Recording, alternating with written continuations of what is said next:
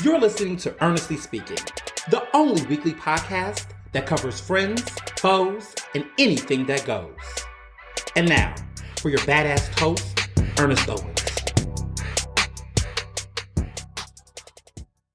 And we're back for another episode of Ernestly Speaking with your host, Ernest Owens, myself.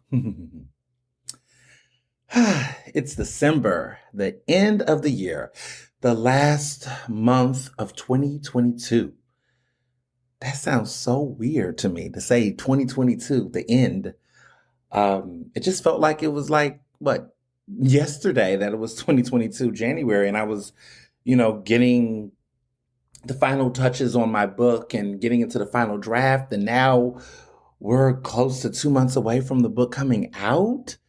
Time is going really fast. I really feel like we're just cruising on through. And, I'm a little excited because I must say that at the beginning of the year, I was super anxious about the book and the rollout and everything else in between. And so now to be on this side of it where I'm in the fun part, which is the marketing, it just feels different. What's also cool is that I'm recording this episode in a different location, and I'm experimenting with different locations and different things. So if I do seem bubblier, I suppose, it's because I have a nice, vase of flowers next to me, and it's like, giving me all this energy. And I'm also trying to experiment doing the podcast remotely. I'm so used to doing it, in my little home studio section, but I'm also trying to experiment how feasible it is to do it somewhere else without certain mics and things, because, who knows, there might be something I might be doing, next year on location somewhere. And so I need to experiment with that now because you know how it is, you try to do stuff the day of and stuff is just nuts. So I'm doing some different things, experimenting a little bit. Shout out to Logic Pro, okay, because Logic Pro allows me to have the vocals and the sounds to do it. And oh my goodness, we're getting close to the 2-year anniversary of Ernestly Speaking. That is wild. I've been doing this for nearly 2 years consistently. My goodness, what a journey it has been. And so many of you all have been listening since the very beginning. So shout out to you too.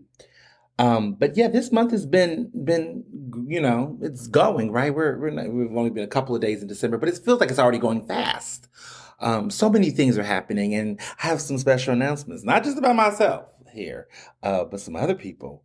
So for starters, I finished my final week teaching at Cheney this semester. As you all know, I'll be taking a sabbatical in the spring as I get ready to gear up for my book, TOUR.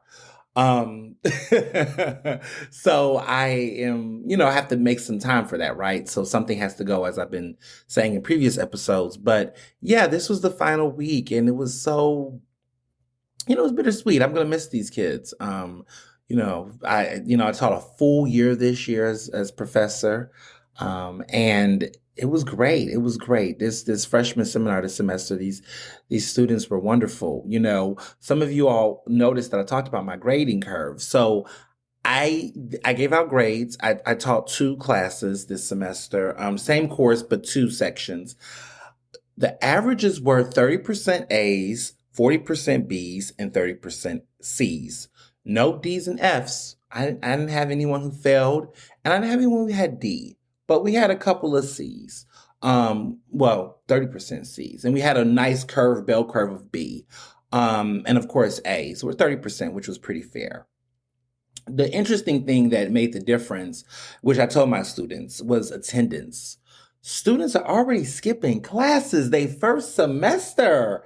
I'm trying to think, when did I start skipping? I think it was probably second semester of my sophomore year when in some situations I was kind of like, I didn't skip class like all the time, but there was some professors where I feel like they were what I would call PowerPoint professors, which I'm definitely not one of those for sure. But PowerPoint professors where the PowerPoint, everything off the PowerPoint that the professor put up, and pretty much they were like religiously faithful to the PowerPoint. And if there weren't any quizzes or any major exams or anything like that, I mean, pretty much if you thought the professor was dry and there wasn't really a very intense attendance mandate, you really couldn't, feel like you didn't have to go to that class. I'm not a proponent of skipping classes, so don't quote me on that. I think everyone should attend class, if they can, and they can. There was one student of mine who was one of those, they got to be at class every day, but they were under the weather. And I'm not in this pandemic, child. So she walked in sniffling. I said, it's all right. It's okay. I'm gonna need you to log off for me. I was like, you gotta go, and love you, and I don't take it personally. But she was just so, I get it, like very big on want to make sure she come to class. But if you're under the weather, stay home. Stay home. Stay home if you're sick, okay? So, shout out to her. And she was one of the students who got an A, okay? But there were some of my students who just was not coming to class, like completely checked out. And of course, in some cases, there's a correlation, right, or a causation, I would argue, between those who show up to show up to class, and then turning in assignments and knowing what the assignment is. So I'm one of those professors where you got to go to my class because there are things that I'm going to expound upon beyond just the syllabus. I mean, that's what a professor should do. They should make the actual course instruction insightful and engaging in a way that makes you feel like you can't miss, class, like an episode. And there's some students, my students felt like that. They were like, oh, I can't wait to come to class next week because we're going to talk about this and blah, blah, blah. So that's just what it means to be a good educator. So, we had a really good semester. Again, 70% of my kids got an A or B. And that was largely based on their performance in the coursework, but also their engagement participation. I can't give you a participant. I think people underestimate attendance because attendance is also about participation. You can't get a participation grade if you're not in class to participate. And some of the students who, were on that C end, they felt like they was given mercy. Some of them, they were like, oh, wow, I didn't even, they didn't think they were going to get that. But most of them understood the importance of assignments. So I didn't have students who didn't turn in assignments. There were some that turned in assignments late, but I never had students that completely was like, nah, I'm not doing anything. Like, it was none of that. But there were some who were late, or had the excuses or whatever, but that was the difference. And so I always told a lot of my students too, that one of the things I don't do as a professor, I haven't had to do, given what type of class I teach. I'm not big on showing students their grades, like routinely every week. Now, grades on assignment, sure, but like overall grade average, like the way some people used to do progress reports and stuff, I don't, because I have realized over the years that if you show a student, their grade and it's really high in the very beginning, some of them might cruise and get too comfortable and they don't maintain that average often. Some do, right? Though, now some of the other students who might have a low grade, they feel propelled and motivated to keep, fighting harder. But I notice that students who do high in the beginning or do well, they get too comfortable and then they start to decline. And so with freshmen specifically, I was very intentional on telling students that I give a holistic grade at the end. So I don't want people to think that if they walk in with an A and they end up with, a B or a C at the end, that they don't know how that happened. Part of it is because you dipped off on attendance, you didn't participate as much or whatever. Or there's some students who was probably, on that cusp, right? And because they were showing up and showing out and really stepping up towards the end, that made me realize that I can give them that edge. I can reflect on giving that change. And so a lot of times, it's really about the overall holistic score, right? The student who doesn't come to class but just do incredibly well on their assignments, you're going to get a B. Because I don't know who you are. You haven't engaged with the class outside of that. Your assignments are great. You're a great writer, but you was doing everything else but showing up to class. So I don't know if I can give you that grade, right? So that's how I looked at the overall holistic scoring, in certain cases, but I also appreciate my students are very transparent with me, things going on in their life, things happening, I understood that, like I come from the class of thought that I'm not in the business of trying to make the students' experiences difficult. There are students taking out student loans. There are students who, have had to leave families and had to go through adversity to get to the classroom. Why am I making it harder than it needs to be for what? Like I am very competent and confident in my own, personal life and career. And I do think looking back, I'm trying to be the professor that some of my professors weren't when I was in college. And I think that shapes it. Now, as you can see, I'm no pushover, but at the same time, I'm also not someone who, feels like I need to make things harder just because, this whole narrative of you got to prepare them for the real world. Well, this is the real world, right? And there is justice, where we can find it in the real world. And teaching at HBCU, historically Black college and university, like Cheney University, which is the first HBCU, I'm recognizing them unique experiences of students, of specifically Black students, on that campus and what the world is. Everyone keeps saying prepare for the real world. I think Black people and Black young people have definitely been living in the real world more than probably other people, right, of other races. I would argue white people specifically, right, that the adversity and things they've experienced and the trauma that these kids experience and some of the experiences they've dealt with, that's the real world. Like, we're not white. Like, there are some of my peers when I was an undergrad at Penn that were completely, like real world hit them when they went to college. When I look at myself and my lively experience, real world was real before then for me. Like the high school I went to, the kids I knew, the experiences, death and pregnancies and everything in between, like that shit was real. So I push back sometimes on the whole real world rhetoric. Because a lot of these kids that I have, they're students who, had to take care of a grandmother that stepped in to raise them when their parents were either incarcerated or deceased. Like there's so many different unique experiences, and just difficult experiences that some of these kids have faced. So I'm not going to feel like I need to be harder, quote unquote, on them based on some, obstacle course I want to make up for them based on some insecurity I have about my own prowess. I'm throwing shade because there's some professors I know that were like that.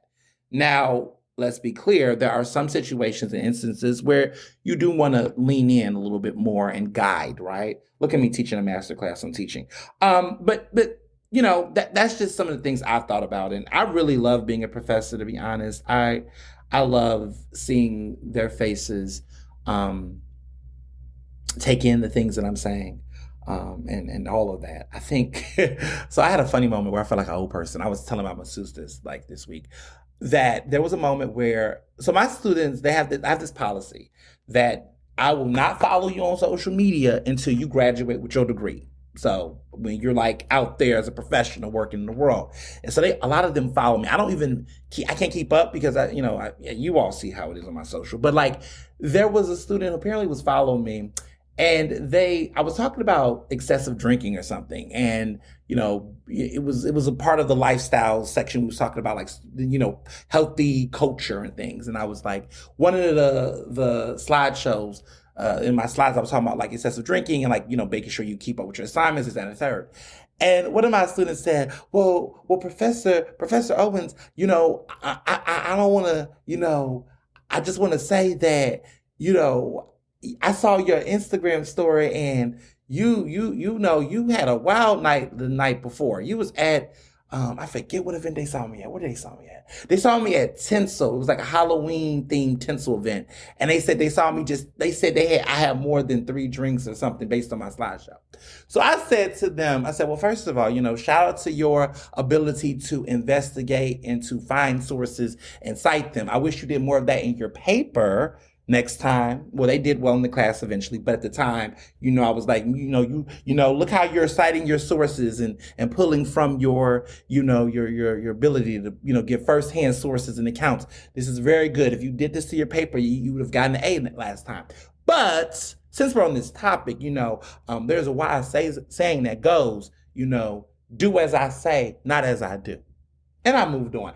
You know how long I've waited to be able to say that, and it makes sense because I've never been in a position to be able to say that. You know that. Everybody knows that. That's a colloquial saying in black families, right? Parents be like, what I'm saying, do as I say, not as I do. I've never had an opportunity to say that until now. Look at me, 31. I finally made it. I made it. I'm grown.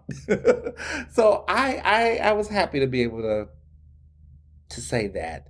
But yeah, it was hilarious. The class was laughing, but points were made. But I also told them, listen, when you get to, when you get past that 30, when you get, that master's degree, and I do speak those affirmations on my students. Like I always, some of them have aspirations to be doctors and lawyers and different things. And I always speak to them in the way in which their career is shaping. So I always say, well, I know you want to go to law school. You need to make sure you start reading now. Like I talk to them and guide that. I speak that into their existence because it matters. Like, I don't know. I'm just so sentimental nowadays. But I've been thinking about like a lot about my childhood. And I was on the phone with a good friend last night and we were talking about like how we sometimes don't recognize how people can speak those things onto you even when you're not necessarily paying attention.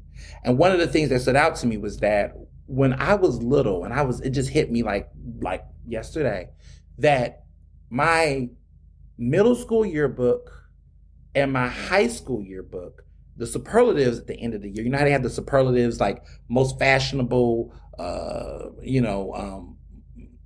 type of things, like, most stylish. I was always the superlative that said most likely to succeed. And at the time, I was like, yay, that was cool, But like in retrospect, because that was spoken of me, it was almost intrinsic upon me to feel like I can succeed and that people thought I could succeed and that I would. And so that's unique. That's it didn't hit me. And so I think about that, like when I talk to my younger brothers, when I just speak to my friends, like I always have been in a position that I speak what they say they will do and who they will be in that way. And it didn't hit me until like that I've been doing that and why I've been doing that. Like we have superlatives for the rest of our lives, goals and things we want to do. And it just hit me that was just natural, second nature to me. And I was trying to figure out where did that come from. And I think that was because that was how, in many ways, I was raised. And I don't think we think about how we do that with specifically Black kids and women and, young girls in general. Yeah, it's just something that I think about more. And I think for those out there who are in positions to mentor or you have younger kids, whatever, think about what you're, like how you're communicating and saying these things to them and how you're instilling that into them. Because I know for a certain, it made a difference for me and I think it do for others. So yeah, didn't think I was going to talk that long about that, but it just hit me. December is holiday parties. Starting this week, I got some holiday parties coming up, making my way down Philly, okay? Because holiday season is here. Parties on parties on parties on parties. Like I was just talking to Mr. Johnson and he was asking me, like we do every weekend, like towards Sundays or whatever, we do this thing where we try to plan the week ahead, figure out what we're doing. And he was like, so are you eating, are we cooking? Are we eating anything at home?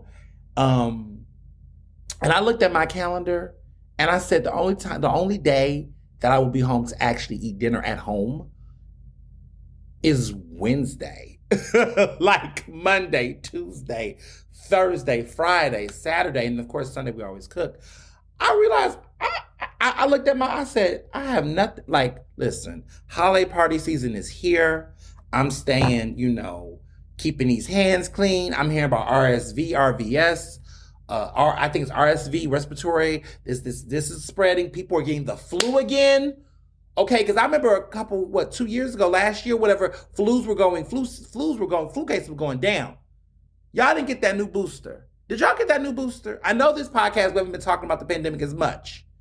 Okay, and for the record, I'm hearing that monkeypox is going down. Like they're not going to make monkeypox a national crisis in the next couple of weeks. That's kind of calming down according to CDC. So monkeypox is definitely going down. But let me just say this real quick before I digress any further. Shout out to the gays, okay? Shout out to the gays who made sure, okay, that we didn't play that this time around with this, okay? Monkeypox, shout out to the community, LGBTQI community, okay? We did not play with monkeypox. We was big on vaccinations. I didn't get a vaccination, but for monkeypox, let me be clear. But, spreading awareness and people that did, we quickly, we did not play games, okay?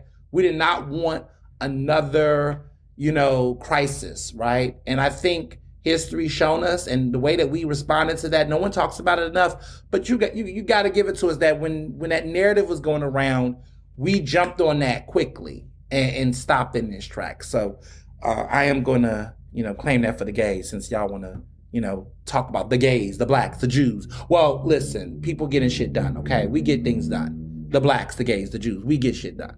So shout out to the gays because we, as a community, like that monkeypox, it's just interesting because it kind of, remember how it was on the news and it was just like this, ooh, monkeypox, this, and like everybody was getting scared, right? And then it just got quiet. And then we moved on to something else. So, that was largely in part because the community really wasn't playing. Like, I saw various organizations, nonprofits, local and national, that really was spreading that awareness, really doing the most to stop destigmatizing it, right?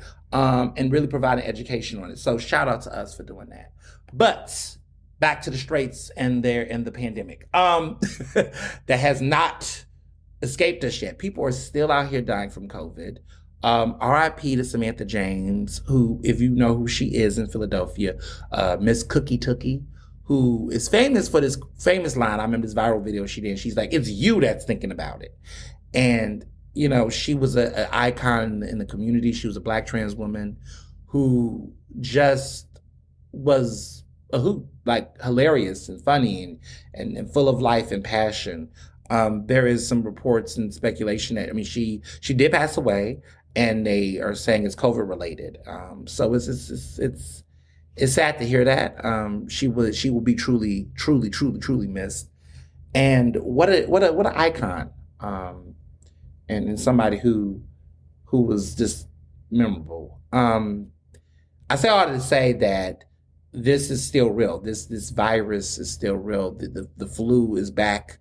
This respiratory is back. Wash those hands. Wear that hand sanitizer. Mask in situations where you feel like things are getting a little bit too crowded, right? There are just some things for the rest of my life that I don't know if I'm ever going to not wear a mask on the airport, because the airports are just, wash hands. I don't play with my hands. I keep hand sanitizers on me like all the time. And just like stay away from people that's under the weather and that's sick. And also when you are under the weather and sick, stay away from people. Some of y'all out here are still going out places knowing that you're sick. Some of these PR people, not all, but some of these PR men are still going out under the weather trying to just be out. Like, that is how the shit is spreading. Yes, I just banged on that table. That's how stuff spread. So just be mindful. Just be mindful. It's no joke out here, for sure. But I'm excited about holiday parties in general. There's so many parties coming up. Next week I got like the triumphant of like 3 of my friends in different parts of my life. My high school friend Cindy Wynn. Her birthday's coming up. My college bestie Jessica Anderson, her birthday's coming up. And then my friend post-college, who is the bestie of mine, Lauren Footman, her birthday's coming up. All these birthdays are next week, back to back to back to back. Now, Miss Parks, okay, well, since we're speaking affirmation, Dr. Parks, Miss Amanda done went her ass to Houston, okay, for several things, important things. But she went to go see Jess, and they're on Instagram and eating, and she's at Whataburger and things. And, I'm just like, wow.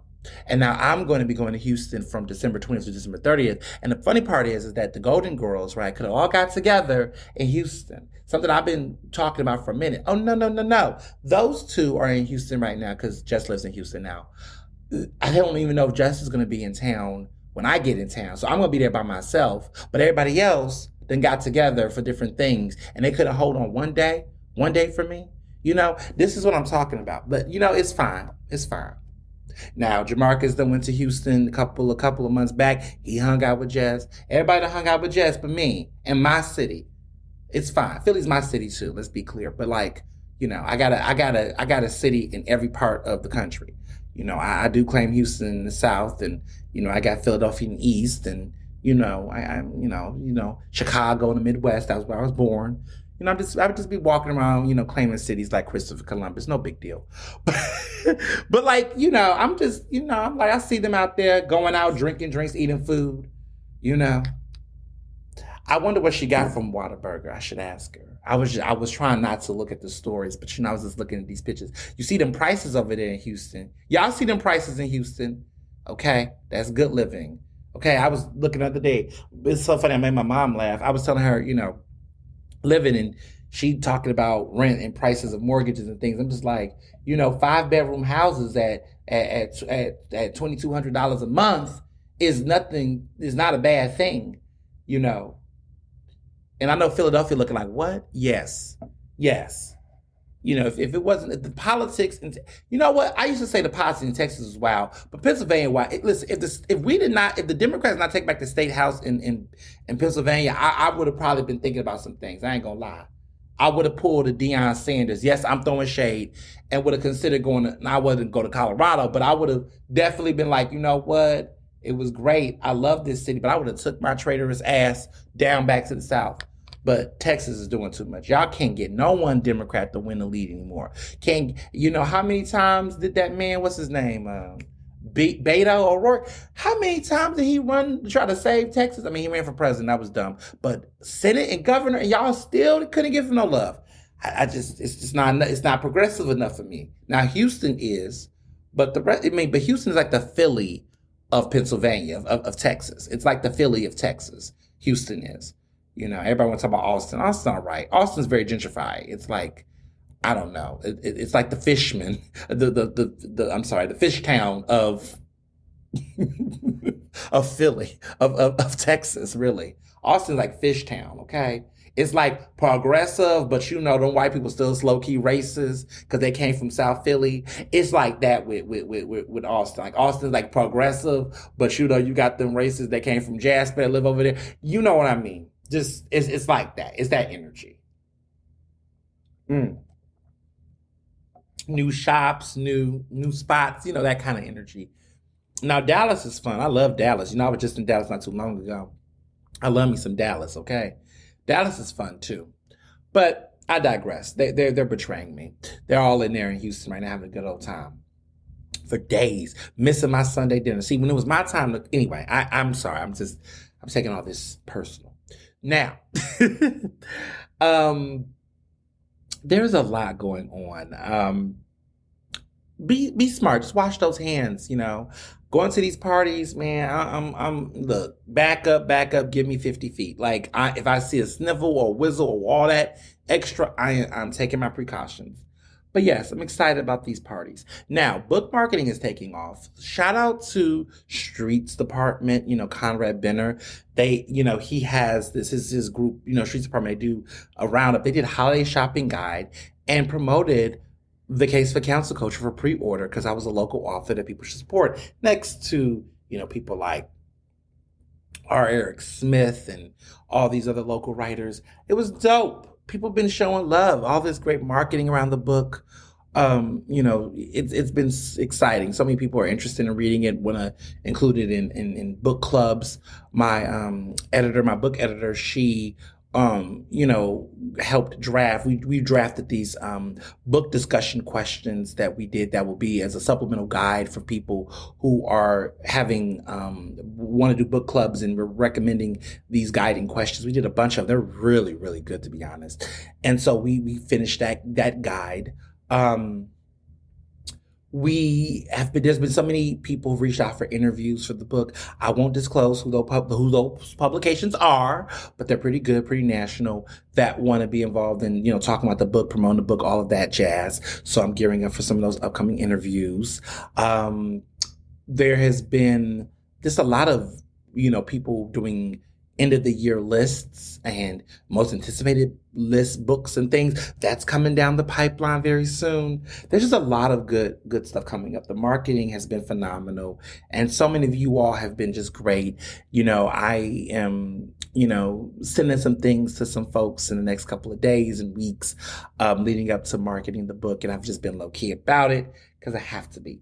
But I'm super excited about that. Restaurants this week, I have to say, were phenomenal. I went to Little Fish. You all went nuts on Instagram about Little Fish. Alex Yoon is the chef and owner of Little Fish. It is incredible. And yes, there is fish. And the portions are not little, but there's fish. Lots of seafood, very seafood focused there. I had cod. I had, lots of great seafood. I think I branzino, squid, so much seafood. Oh, scallops. Oh my God, those scallops were everything. Oysters. I mean, it was just such a great place. Really good seafood spot. And it was BYOB, by the way. That was the key for me. It was a great fine dining BYOB experience. And a lot of you all have been talking about, oh, you want to go, you want to, find a place. You feel like everything is too heavy on the red meat. This is a pescatarian's dream. This is someone who is trying to avoid red meats. Fantasy. It's gorgeous. It's divine. It's a great place to be. Loved it. But my top restaurant, oh my God, Kalaya in Fishtown. Incredible. So Kalaya was in South Street, the smaller location, okay? The incredible owner, Chef Knock, okay, owns it. Now it's a Thai restaurant, and they have now expanded into a Fishtown location, and that place was packed. I went this week. This was the grand opening week, and I went on Saturday, and I go to the grand opening event early in the week because I was just booked and busy. But I went Saturday with Mr. Johnson. We had a nice little lovely date night. Well, I bumped into a super listener of the podcast. Her name is Candace. We bumped into each other there. And she was celebrating her mother-in-law's birthday, and her husband and her family were there. It was such a sweet group. And we saw each other. They went a little earlier, and we saw each other in passing. It was a great time. And it was nice to see her.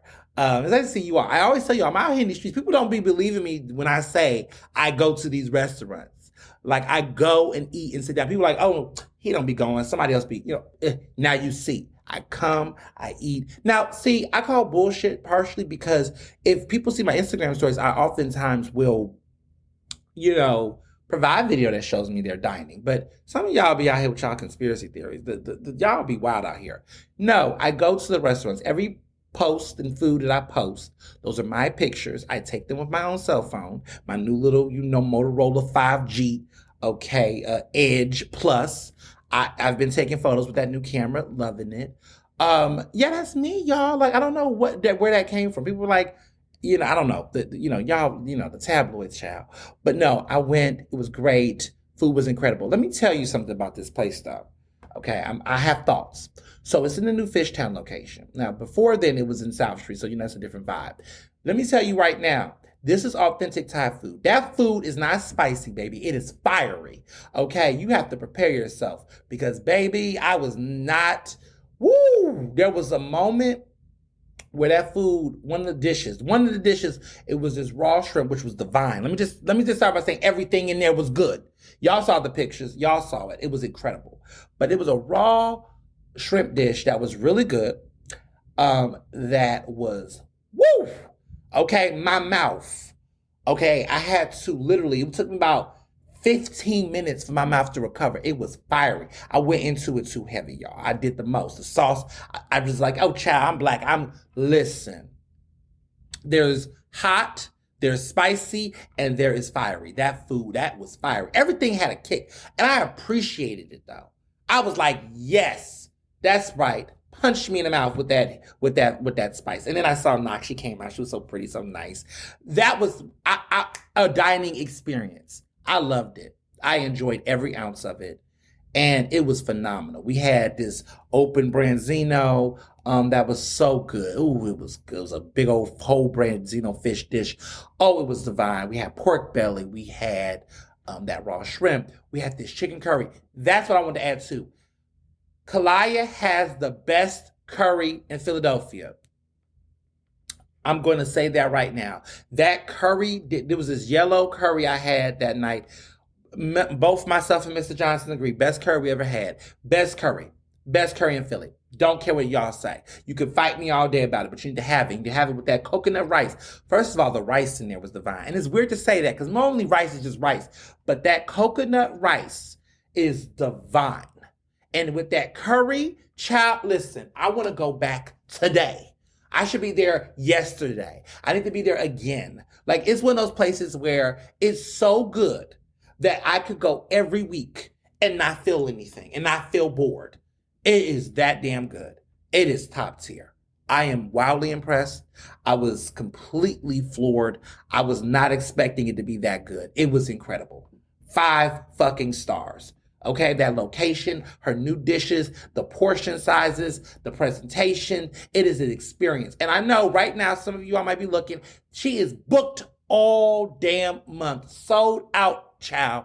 Everything is sold out this month. It is hot. And what's crazy is that the place is so damn big, you would think, listen, it is the hottest destination restaurant. And I was so fortunate to be able to go. But it was incredible.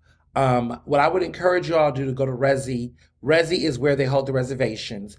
They open up a date every 30 days in advance. So if you want to go in January, you better start every day waiting for a new day to open per day.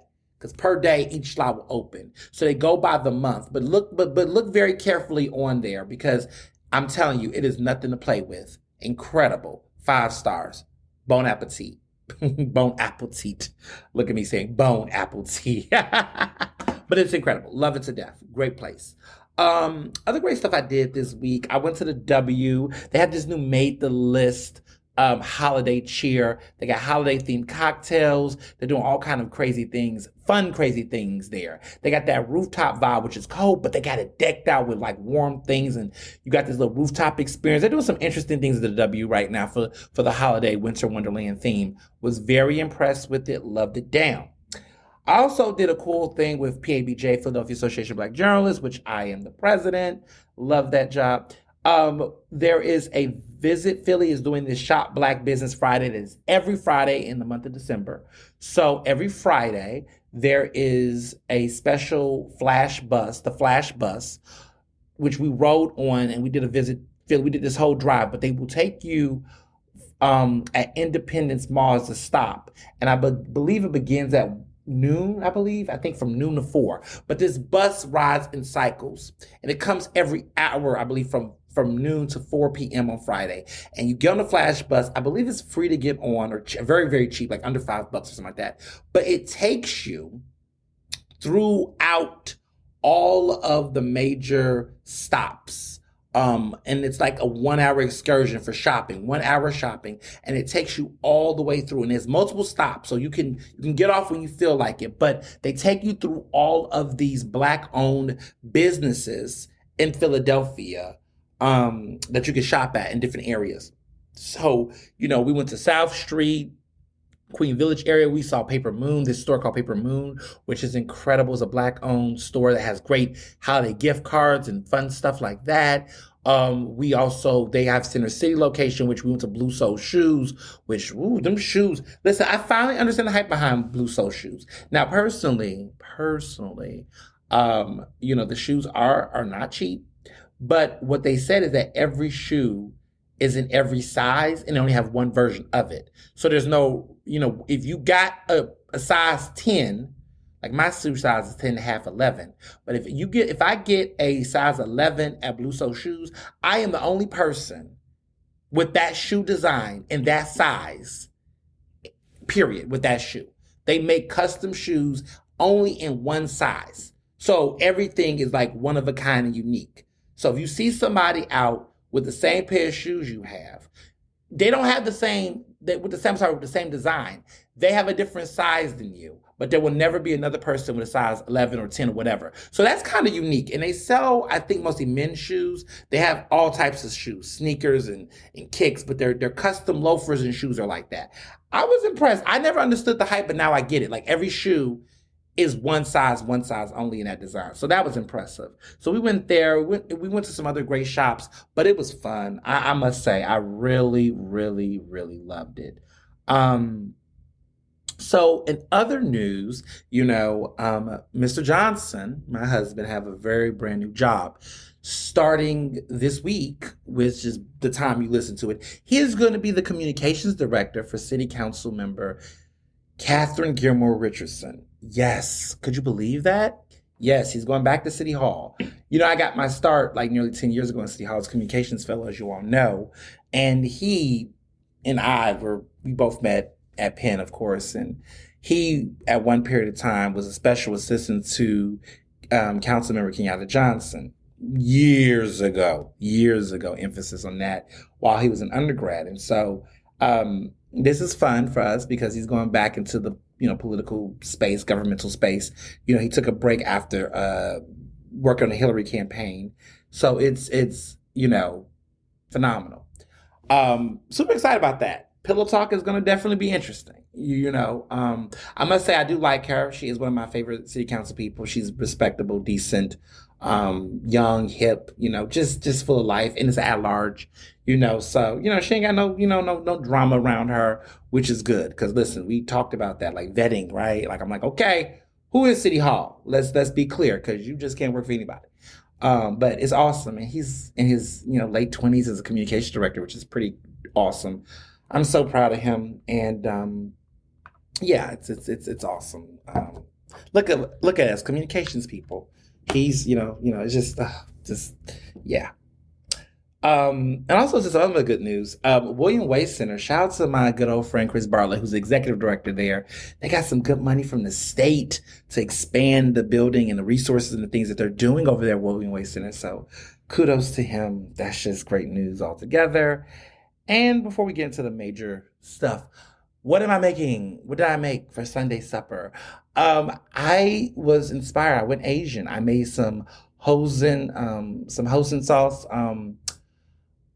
pork chops that were marinated in a brine that I made. And I was really, I feel such like a, not a house person, like a housewife, a house husband, but I really was excited. I made a homemade brine for these pork chops that were boneless. And I made my own homemade brine, and I did it really, really well. I had water, which is basic, like water, peppercorns, rosemary swigs, bay leaves, a little bit of apple cider vinegar, dark brown sugar, of course, kosher salt, of course, because you need, salt, brine needs salt, smashed garlic cloves. Yeah, I added all these great things, and it made this really, really great brine. And I let it cool overnight. I wanted to get it real right. And because if you put the pork chops in when the brine is hot, like when you're cooking it, and you're trying to get the sugar and the salt to dissolve, it actually kind of cooks the meat. You don't want to do that. But I also want to say this too, is that once you brine a pork chop, don't add any more salt to it. And make sure that your pork chop's not pre-brined, because if it's in some sodium solution, that does impact the tenderness and taste of it. So you don't want to make it too salty. But I brined it. It came out perfect. And I made dan noodles to go with it. And I made this Asian themed salad, which was heavy on the radish and the cilantro and the carrots. And I had make this homemade ginger, ginger dressing that was with soy sauce. It was awesome. It was great. Yes, I'm going to torture, Miss Parks while you was out in Houston having a fabulous time. You could have been here seeing me cook my moment. Everybody always come when Mr. Johnson cooks, and everyone thinks he's the only one cooking. I cook too. We alternate these Sundays, but it seems like when it's my turn to cook, everyone is like gone. But Mr. Johnson cooks on the Sunday, then they all show up. But yeah, I did that. It's a hosting sauce. And those dan noodles came from Momofuku, which is Chef David Chang. He's the owner of that restaurant. He has a really beautiful cooking line. Go to the website, Momofuku. That's MOMO FUFU. No, FU. I'm sorry. It's MOMOFUKU. Fuku. Yeah. FUKU, not FUFU. But it's great. It's great. Great place. MOMOFUKU is Momofuku. They have great products. They have restaurants, I think, in New York and different places. They need to come bring one to Philly, to be honest, because those noodle dishes he got, man, they are fire. So I made those with it. my younger brother, dinner, and Jamarcus, my bestie, came to support. I got to have one of the besties come to support my culinariness. Um, but they loved it. It was a hit. It was a hit. I always outdo myself. I think there's a pattern in the way that we both cook, myself and Mr. Johnson. The difference, I believe, is like I go more comfort familiar and he goes more experimental. Now, some of y'all might think that was experimental. It is, but it is, he like will make a beef bourguignon and, wine sauces. I kind of go like, it's practical with a spice. I make the joke and they were all laughing. Like last week we had Joe and Amanda and everyone over. And I said that it was, I am the Bruno Mars of cooking, which is basically that I'm going to give you familiar things that are very easy, but I'm going to add my fun flavor and flair, and I'm going to do it really, really well. I'm going to be basic as fuck, but I'm going to make it very, very fun and very, very well done. Like Bruno Mars is that to me. And that is a compliment, but not a compliment. Okay. It is shady. It is shade. I'm throwing shade at my food. I can cook well. Listen, my food is good, but like I don't go too wild with it. I just don't. I'm gonna give you familiar things because I'm not gonna fuck it up. Maybe I'm being the Adele of cooking. Maybe that's what it is. But see, she's a little too basic. See, Bruno got a little ant in it. She don't got no ant in it. She's well though. Like she's the type of person that, like, if I describe Adele as cooking, Adele's the person that's going to make you a really great chicken noodle soup that is well seasoned and everything, but it's still chicken noodle soup. And it's almost like, come on. Now, we all can't be the Beyonce cooking because Beyonce is going to give you, even though I don't think she cooks in real life, but like if we describe Beyonce as a chef, she is the type of person that's going to go with quail, duck. She's going to then, sear the duck and then bake it and roast it. And it's going to take a long process where you're going to have to wait for it to finally come out. But when it finally comes out, you're going to be super excited for it, but it's going to take time because she had to brine and marinate her shit at the same time. That's like Mr. Johnson. And that's exactly how Beyonce is probably as a cook, as an artist too. Where the fucking visuals? But to the point, that's how she is. I don't think I'm Adele. I'm not all the way on that end, but I'm not all the way on the Beyonce end. I'm in the middle. I'm Bruno, where, I do have a creative, original spice and spin to it, but it's with comfort things that you already know and like. That's where I'm at with it. Fair enough? Fair enough. Okay. Don't ask me who Taylor Swift is. Taylor Swift is just grilled cheese, but I love grilled cheese. But she is the grilled cheese of the business, okay? She's making snacks, y'all. She's making charcuterie boards. Good charcuterie boards, very fun and festive, but she's not giving y'all full meals. But like, I like that though. We all like charcuterie boards. We all like, grilled cheese, right? We do. If it's done well, she's like that. She's the snacks of the business. But they're good though, right? That's how I feel about Taylor Swift. I love Taylor Swift. It's rich though. It's deep, but look at that shade. It's better than being the Drake of the business. Drake is the Burger King if we was describing culinary food, right? Like it's better than McDonald's, right? It ain't Wendy's because we know what Wendy's is, okay? But it hits the spot and it do what it needs to do, but it's very fast and redundant. And you can't eat too much of it because it's gonna get you fucked up. But it's, that's how I describe Drake. Drake is the Burger King of the business. Y'all said who's Kendrick Lamar? Did y'all want to know who Kendrick Lamar is? Let me not be shady. He's like that's gonna be shady. Kendrick is the Boston market. Kendrick's the Boston market of the business. He's the Boston market of cooking.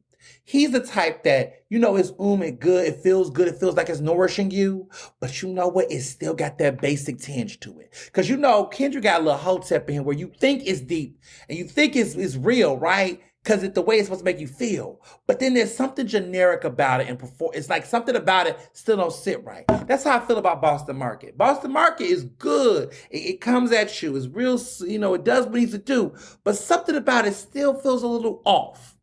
That's Kendrick. Now, Kendrick is talented, and Boston Market meals are good, but there's something about it where you just know that, it's still the repackaged shit that it's still fast food. You know what I'm saying? It's still fast food. He's trying to act like it's a real meal, but it's still something there. Like Kendrick be on that hotep shit, for those who know what I'm talking about. You be like, he real, but then there's something about it that still ain't right. That's how I feel about Boston Market. Like, you want to eat it and you can groove with it. But do you want to serve that on Thanksgiving Day? Do you really want to serve it on Thanksgiving Day? And you know you can't, and you know you shout. But every blue moon, you get an appetite for it. Because you can't eat Boston Market every day. And you can't listen to Kendrick every day. Yes, I went there. So, okay, I'm going down a rabbit hole, but I know y'all want mess, and this is quite the episode for it. Because there's so much that has happened. But before I get into the big topics and everything that's going on, so y'all was like, what? Well, who is Kanye West right now? I'm gonna tell you who Kanye West is. Kanye West is Chick-fucking-fil-A. Chick-fil-A. Kanye West is Chick-fil-A. That is who he is. Think about it.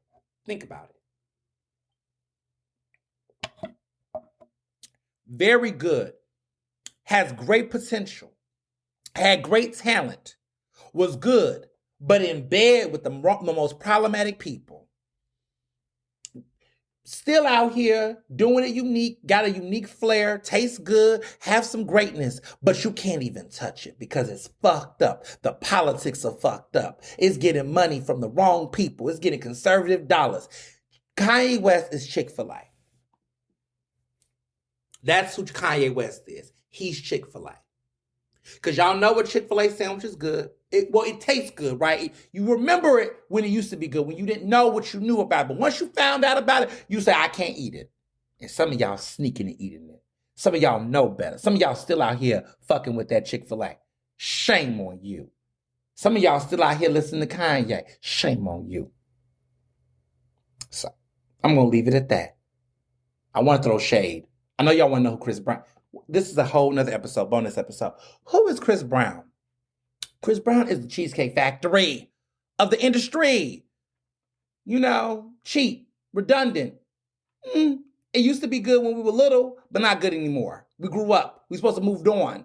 He's still out here, still giving people them same old tired ass mashed potato masala dishes, but yet people like it and the basics love it. He is the Cheesecake Factory of the music industry. All right, let's move along. Georgia runoffs. So this week, the Georgia runoffs are happening. Reverend Raphael Warnock is back at it again. He's fighting for dear life. He's trying to hold on to, to that Senate seat against Herschel Walker. I'm hearing that Herschel Walker has been pulling back a lot from a lot of the media and attention. He doesn't want to talk to the media. Every week there's some new scandal with him. Something's always wrong. Something's always off. He just can't sit his ass down somewhere. And, at some point I was very, I thought it was a wrap, but I don't know. But I think the GOP, a lot of them have given up on Herschel. I think that they're not going to. I think Raphael got it. I think he's going to win. I mean, listen, Democrats are showing up and showing out in Georgia, and Obama came out there over the weekend, gave a really great speech, very passionate speech. I don't know, his oratory, rhetorical skills has come back. He is full throttle. He's giving civil rights leader energy, and I love it. I love him. It's been a minute, but I miss Obama. I do. I miss certain parts of him and that spirit he has. He's like the last heart of the Democratic Party, like the reminder of, oh yeah, when I be feeling like fuck the Democrats, I'm like, there's times where I'm like, yeah, Obama, that's right. That's what we're about. I'm telling you, he's pushing for these candidates. He's the one doing that work. I feel like he's found his new role now. Basically, he is trying to recover the legacy of the Democratic Party because Biden is somewhere letting it road. Ooh, I said that out loud. Well, whatever. He is trying to save it, right? Save these candidates. He's doing that heavy lifting work that Biden can't do right now. Because people don't want to see Biden in this. Biden needs to be focused on the country, right? So he's the one doing the repair. He's like, because they ain't got Bill Clinton out there like that no more. Bill Clinton got to go away, go sit down. He did not age well, and I'm not talking about physically. I'm talking about just he cannot save the republic right now. But Obama is just, he's the best thing, right? He's out here, doing what needs to be done to get people fired up and ready to go. And, we need that spirit right now. We need that energy. And so he's just doing it. And of course, forever First Lady Michelle Obama, look at her. I mean, she is just out here still she's doing her thing. She's doing what I think I'm just gonna say everything. I think she's doing everything Obama thought he was gonna be doing right now, because like she's writing the books. I mean, she's out here just got her own thing going, okay, and she got book tours. I think Obama thought that that was going to be his reality, but then Trump fucked everything up. I think he thought, yo, I'm going to be a rock star. I'm going to go out here, do my thing, sell my books, live my best life, and be cruising. Remember them early pictures of him, on them vacations with that nice dad bod? Listen, he's a good looking man. Okay, dad bod my ass. I'll take it, daddy. I'll take it. But like, people just really, I think that's what he thought he was going to do. And I think people thought that was going to be his life. And then all of a sudden, everything else goes south. And so Michelle is holding down that part of the life. And then on the other end, Obama is just basically, having to save the republic. So yeah, shout out to him. He's not playing these games out here. I mean, the way he is out here dragging,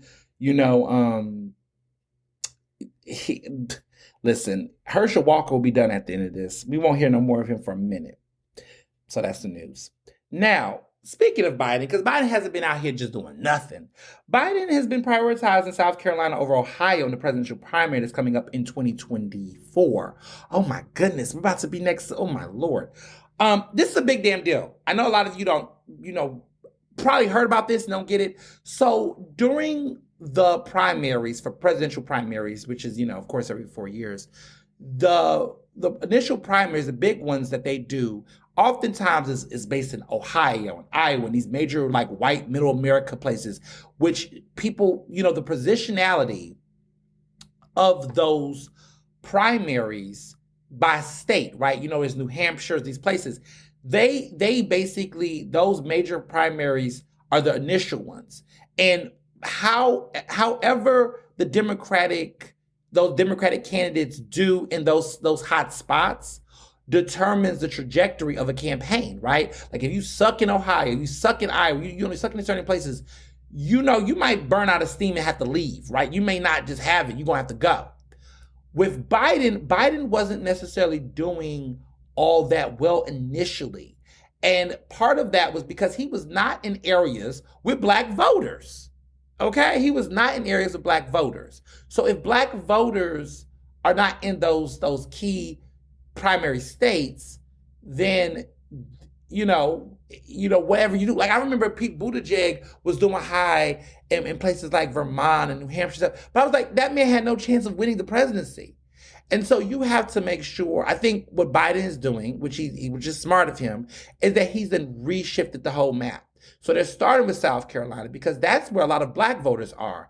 And he's prioritizing black and brown voters in these types of cities. And he's changing the order a little bit so that we know where the heart of the voters are going. So if you don't win South Carolina initially, and black voters are not feeling you, black women are not feeling you, right? Then you need to go ahead and hang up that race. Like if you don't come in the top 3 in those races, depending on how the percentage numbers go, you may not actually have a good shot. And then from there, that might set the tone in Nevada and other places, because Nevada is also diverse out of those primary states that I was naming. So, Nevada needs to be in there, right? Higher. There's a huge, Latino base of voters there, right? You got to build on that. And if you don't do that, that I think that's what kind of had the primaries a little weird. And so, shout out to Biden having a lot of money in the race because he was able to hold on to really clinch the support as he built that momentum. Because there was a little bit of people thinking, maybe Bernie Sanders had a shot, but Biden did that. Now I wasn't, as you all know, I did not vote for Biden in the primaries. I voted for Bernie Sanders, but I knew at the end of the day, Biden was going to get it. But by the time the Pennsylvania primaries had happened, it was a wrap, right? Like you kind of knew who was going to get it based on what was happening in those key primary states. So this decision to move South Carolina up first was genius. And of course, I would be remiss to say that if anybody was wondering if Biden was running for re-election, I think that should tell you that he most likely will be running for re-election for president. Even though a lot of people don't care much for it, but anybody who try to primary him, that's going to create division within the Democratic Party. The infighting will cost money and time and resources that we can't afford. And then whoever the fuck the Republicans are going to get behind, that's going to shake the table. Let them fight, right? What Trump is doing right now is causing more money and resources to be wasted. And let them infight. Democrats, just, I know a lot of folks have their thoughts about Biden and things, and I do too. But like at the end of the day, I'm just telling you how it is. If Biden's primaried, or if y'all don't get behind somebody or figure that shit out long before 2024, I feel like 2023 is a little too late, to be honest. That should have been discussed at the midterms. But because the Democrats did better than what was expected in the midterms, better than anyone, one would argue that Biden has made the case that maybe Americans are rocking with him. But then again, I don't think so. Was it that he was really good, or was it that the Republicans really sucked? Like, part of me wonders that because the Republicans were too greedy and did too much, red tsunami, all of that, that maybe the Democrats just made it through. Like, is it that Democrats are fairly better? I'm at a point where I am past the rhetoric of Republicans in both. I'm just looking at who's getting shit done. And there's times I'm just like, we're really in the middle of lesser of evils in some cases. But then you're reminded about, Roe v. Wade. And you're like, okay, well, actually, one side is one way and one is the other. And it's not lesser of evils. It's just boom, right? I think about what happened this week with what's going on with marriage rights, right? The Republicans and Democrats got together on a bipartisan effort to protect, marriage. And while I know that ruling is not completely all the way, it is something, and it is protective, right? I am married now to a man, right? Gay. Newsflash. And I do think about, like what that would feel like, if the Supreme Court decided that Obergefell v. Hodges, which was what made marriage equality law of the land, that if that got repealed and that got, reversed, what that could mean, right? I mean, there's state protections and state laws, but not like we all talked about, some states might not choose to support, same-sex marriage, which means they'll let the states decide. But then apparently this will protect it, that states would acknowledge if they were done in states that did approve.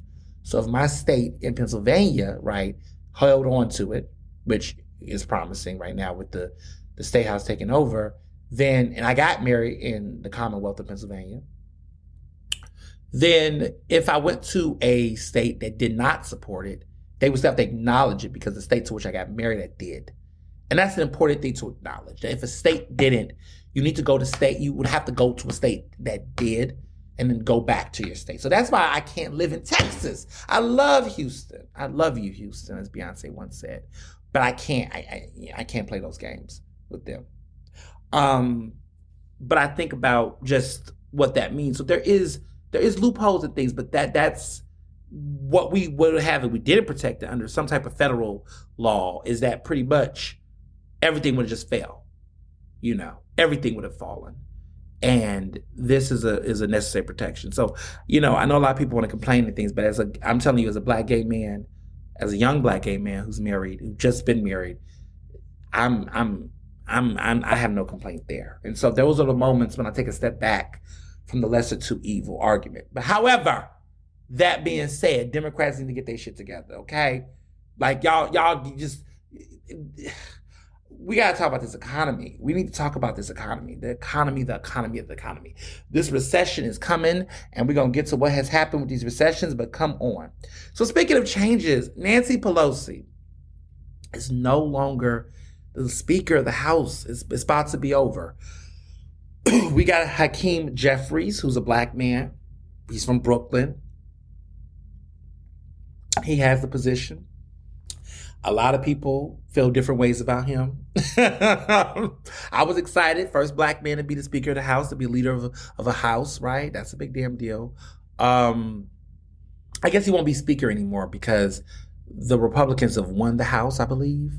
So that means that Kevin McCarthy is going to be the new Speaker. So I guess he won't be Speaker. He's going to just be the House leader, which they don't want to call a minority leader, but he pretty much is the minority leader for the House because the Democrats lost the House. So he can't be Speaker yet. So he can't be Speaker. Sorry, Freudian slip. Well, Hakeem Jeffries will eventually be, right? Because I think in 2024, I do think Congress can take back the House. the Democrats can take back the House and Congress in 2024. So he'll get to be speaker. We want a black speaker of the House, right? I mean, we still got the Senate. So, we still will have, the leaders over there, Schumer and all that, still over there leading.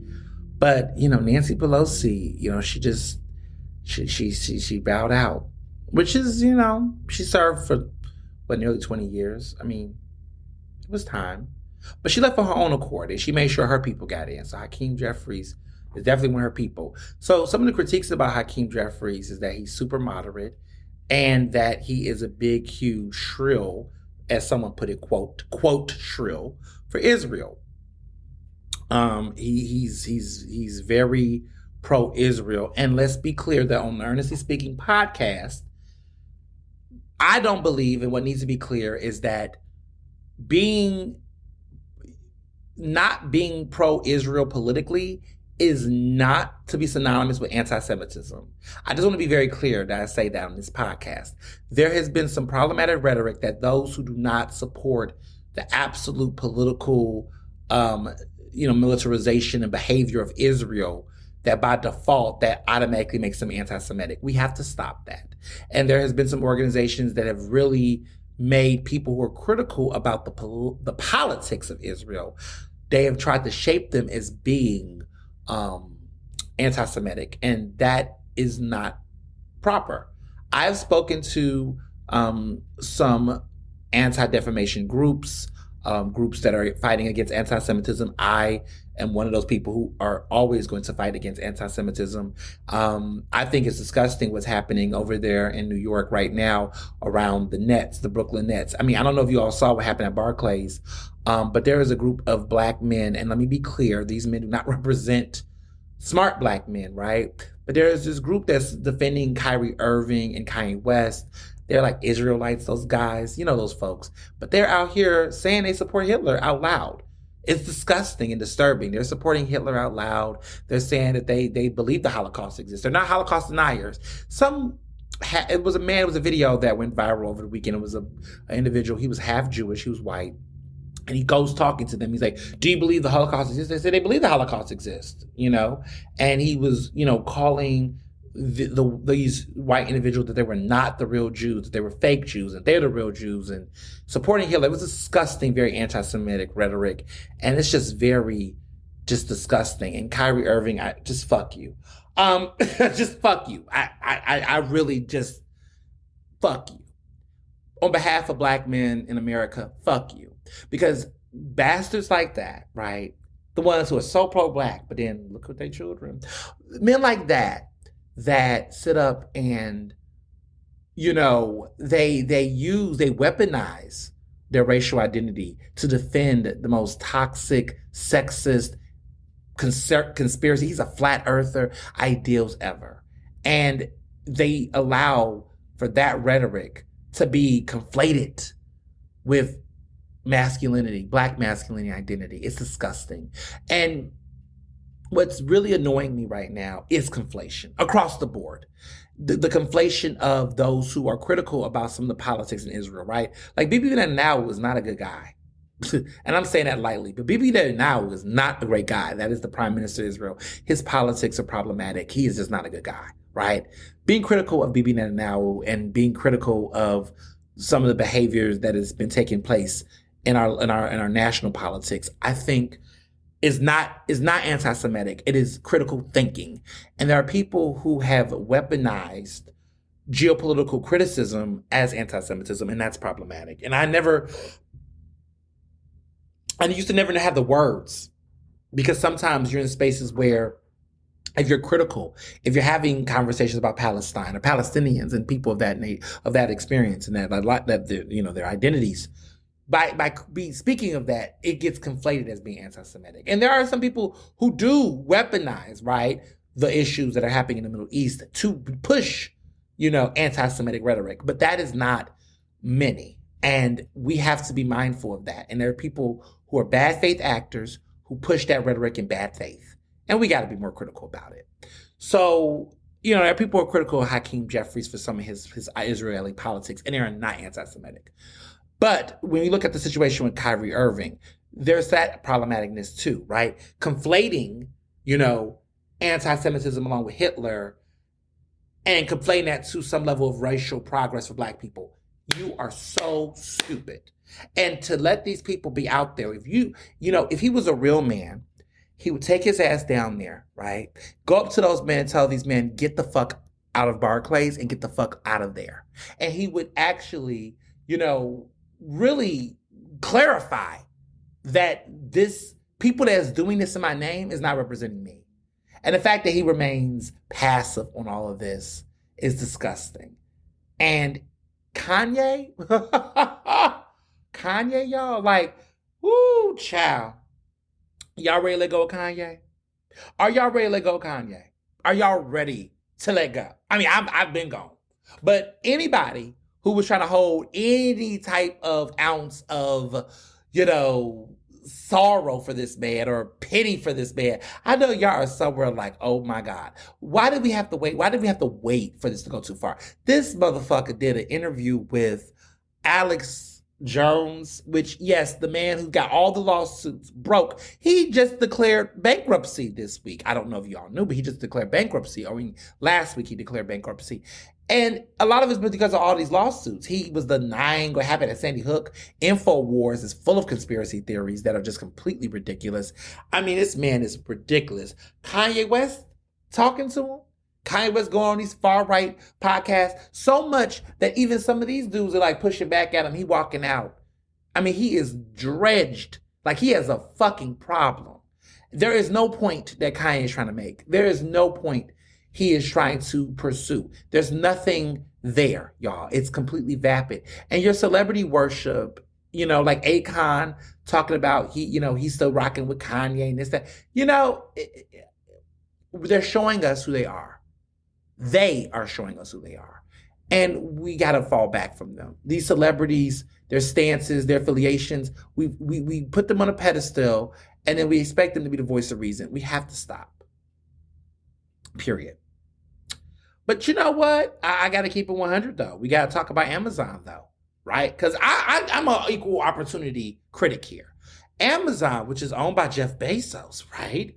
They are not removing that anti-Semitic, which was that arguably anti-Black documentary film that got Kyrie Irving in this hot mess.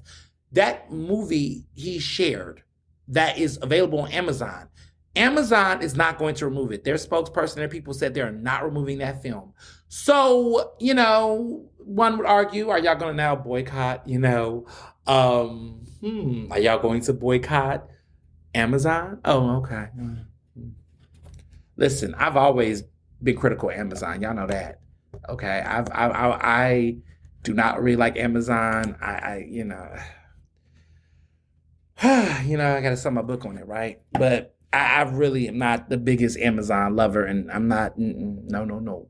I go get my own groceries, I mean, during the pandemic, I guess, but like, they got massive layoffs coming, apparently, so much stuff going on over there that, it's just, But it just goes to show you, right, that capitalism and white supremacy is the leading force that's driving anti-Semitism. I know, right? You want to think it's just Black celebrities that that's the main. Nah.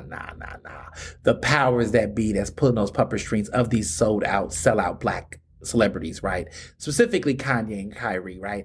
Is driving a force, right? The film that they shared came from Amazon. Amazon, right? Owned by white men, and Jewish people some of those Jewish people are executives. They don't care. They're riding it. And you know what's crazy? The promotion that Kyrie Irving did of that film, I bet you it's selling well, and that's why they want to take it off. You see what I'm saying? Alex Jones, white man, right? Pushing that rhetoric, right? They're fueling it. And to the Black people, right? And others who are watching this and thinking that we're all in some united tandem. We're not. And people that don't read books and education, now we're out here acting like Hitler didn't want to harm Black people. Are we fucking serious? Do we know what skinheads are? And I'm not saying people got to go to college and third, but you know what? It's time to tell people they're fucking wrong. It's just time to tell people that is just not true. And you're stupid and stand up to ignorance, because we always stand up for dumb shit, right? Let's stand up to this. Let's tell people, stop it. Let's tell people they're wrong. Let's tell people that this is just not true. Like all this whole acceptance of different opinions, these are not opinions. People are passing this off as fact. And they're running with that logic and that understanding, that misinformation, that disinformation, and they're hurting people with it. So we got to say no, okay? And if people don't like you for it, let them feel the shame. It's shame. Bring back shame. People need to feel the shame of their actions. Why are people afraid of shame? Right? Like, what happened to shame?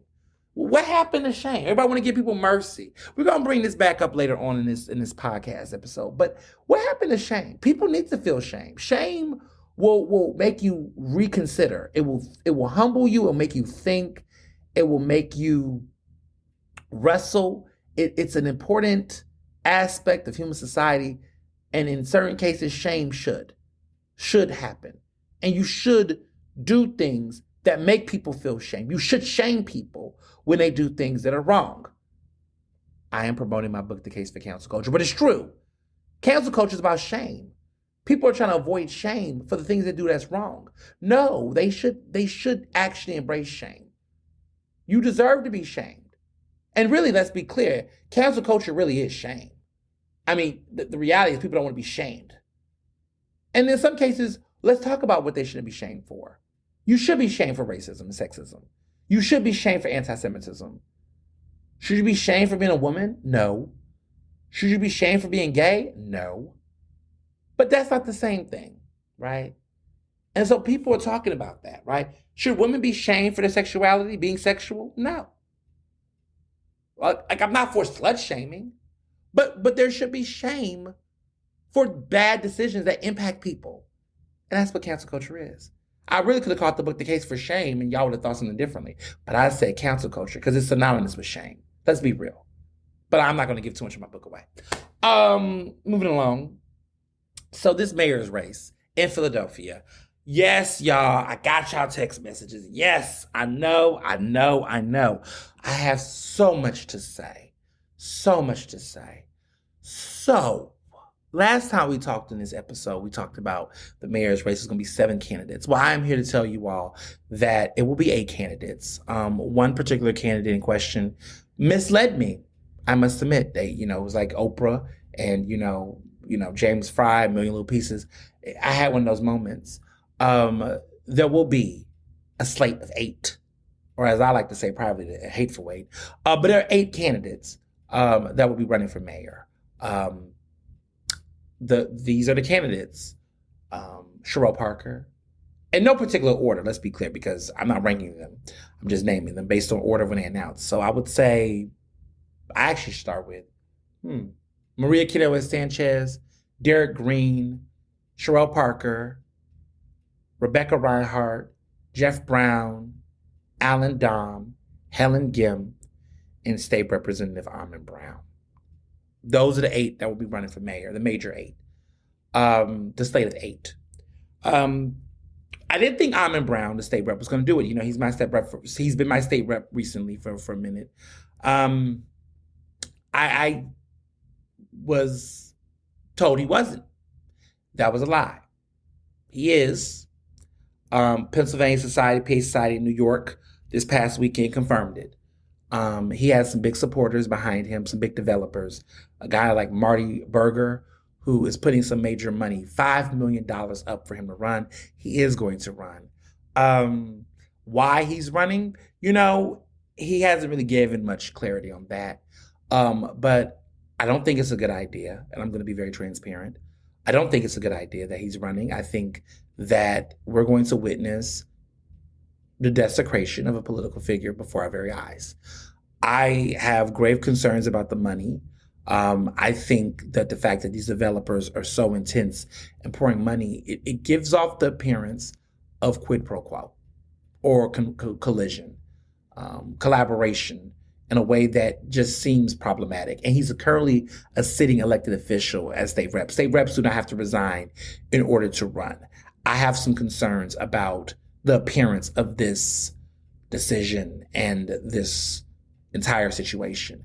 And God damn it, why is that? Why can we not keep West Philly elected officials away from drama? So at PA Society, he had a big old to do. He was getting honored for public safety, but it was a smoke-filled cigar bar of a lot of supporters that were there, over hundreds, like 250 or something people. But some of the interesting people that were there were not even just Democrats. There were people like, I don't know, you know, ooh, some messiness, let's just say that. People I just would have never assumed would be in this same setting. But here they are. So the people that were in that room, that were not just Democrats, were, well, one Democrat was State Senator Vincent Fumo, the disgraced State Senator Vincent Fumo, which we all know, okay, and a former State House Speaker, John Perzel, who's a Republican. They were both serving prison time for corruption charges, as you all know. You had the former chair of the Republican Party, who was also there. You also had George Bachetto, who was a Republican, ran for U.S. Senate earlier this year. And he's also, next month going to serve as the attorney for the House Republicans in that Senate trial for impeachment of Larry Krasner, the DA. These are the people that are at your little, party. And let's talk about Marty Berger. This guy, okay, is a New York real estate developer. And he had an event that was a part of Peace Society. And this man is pitching to do a super PAC with $5 million.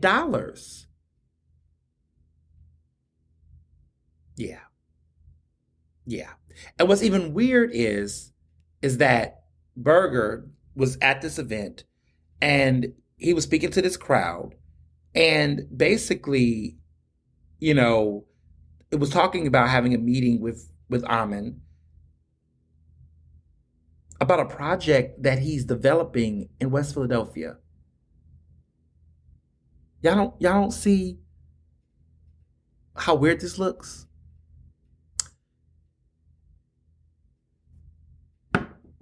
I'm disgusted. This just doesn't look good. It doesn't look good. And, to be the second black man running for mayor, and you're young. He's like, 35, under 30, 34, 35 years old. What are you doing? What are you doing? Why? Not a good look. Not a good look. I predict that this is going to end in some type of scandal. And yeah, it was a lot. It was a lot. I'm not a fan. Just disappointed. Have you ever had a moment where you're just like disappointed? That's what it is. It's just disappointed. It's just like you look at people and you just say to yourself, why? Why? Why are you doing this? Why would you do that? Yeah. Not a good look. Not a good look. But some people have to learn, right? People have to learn. And this is one of those moments. You just have to learn. Another one. But also other disappointing thoughts. So Helen Kim announced that she is running. It's official. She's running. We knew this was coming. She announced the William Way Center, which is a great center, but oh my God, how performative could Helen Kim get, right? So people say, why does she have the William Way Center? I don't know. I think because it was a community place, it's a community center. Was it symbolic because of the recent hate crimes that happened to the LGBTQ people at that bar in Colorado Springs? Was it her way of trying to show some level of solidarity? Was it because it's in Center City and, everybody can get there for her Center City supporters? There's just a lot going on in that mix. And so looking at that in person, I was like, very, very, very, very telling, for sure. But yeah, it was a lot going on. One of the things that really stood out to me about Helen Kim's speech is that she's running on crime as a progressive. And it's like, Do you really think that people believe that Helen's going to be tough on crime in the ways that some people would think tough on crime looks like? So I got all kind of thoughts about it. Okay, I have all types of thoughts. Um, you know what I'm saying? That I think that's the point that it's like I don't know how she's going to be able to pull it off. To be honest, I just think that she is trying to figure it out.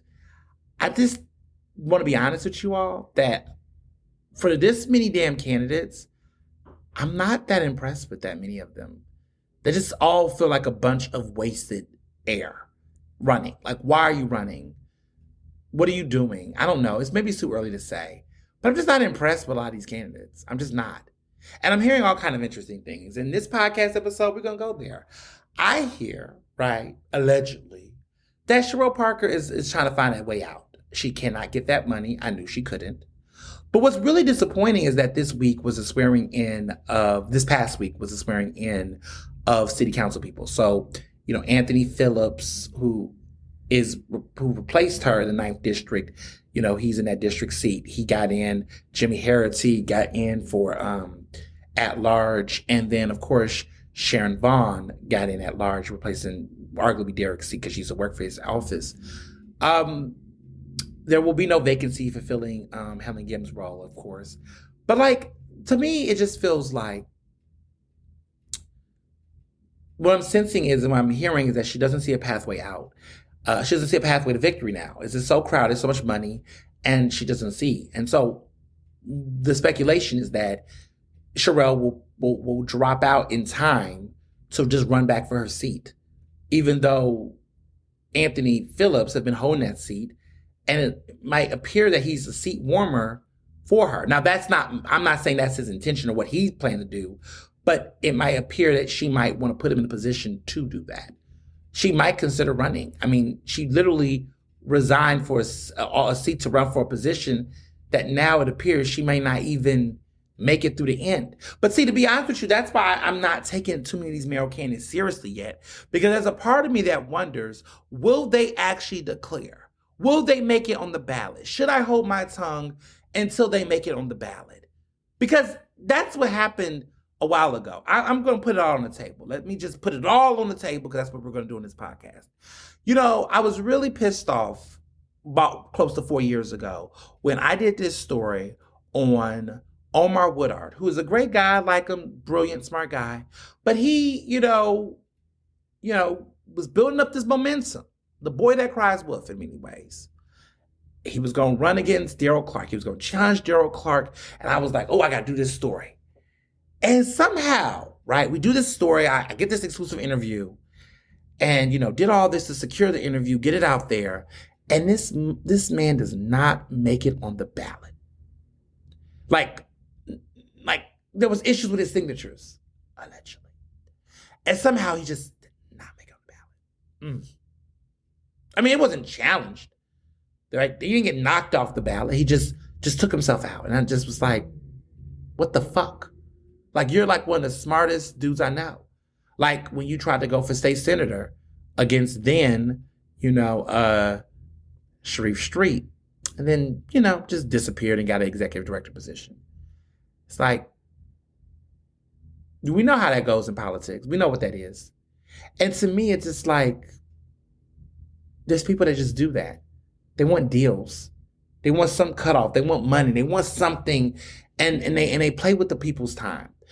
I just want people to know that anybody that plans to vote in this upcoming race, vote for people that actually want to be the mayor. I'm going to say that again. Vote for people who actually want to be the mayor. Consider people who actually want to be the mayor of Philadelphia.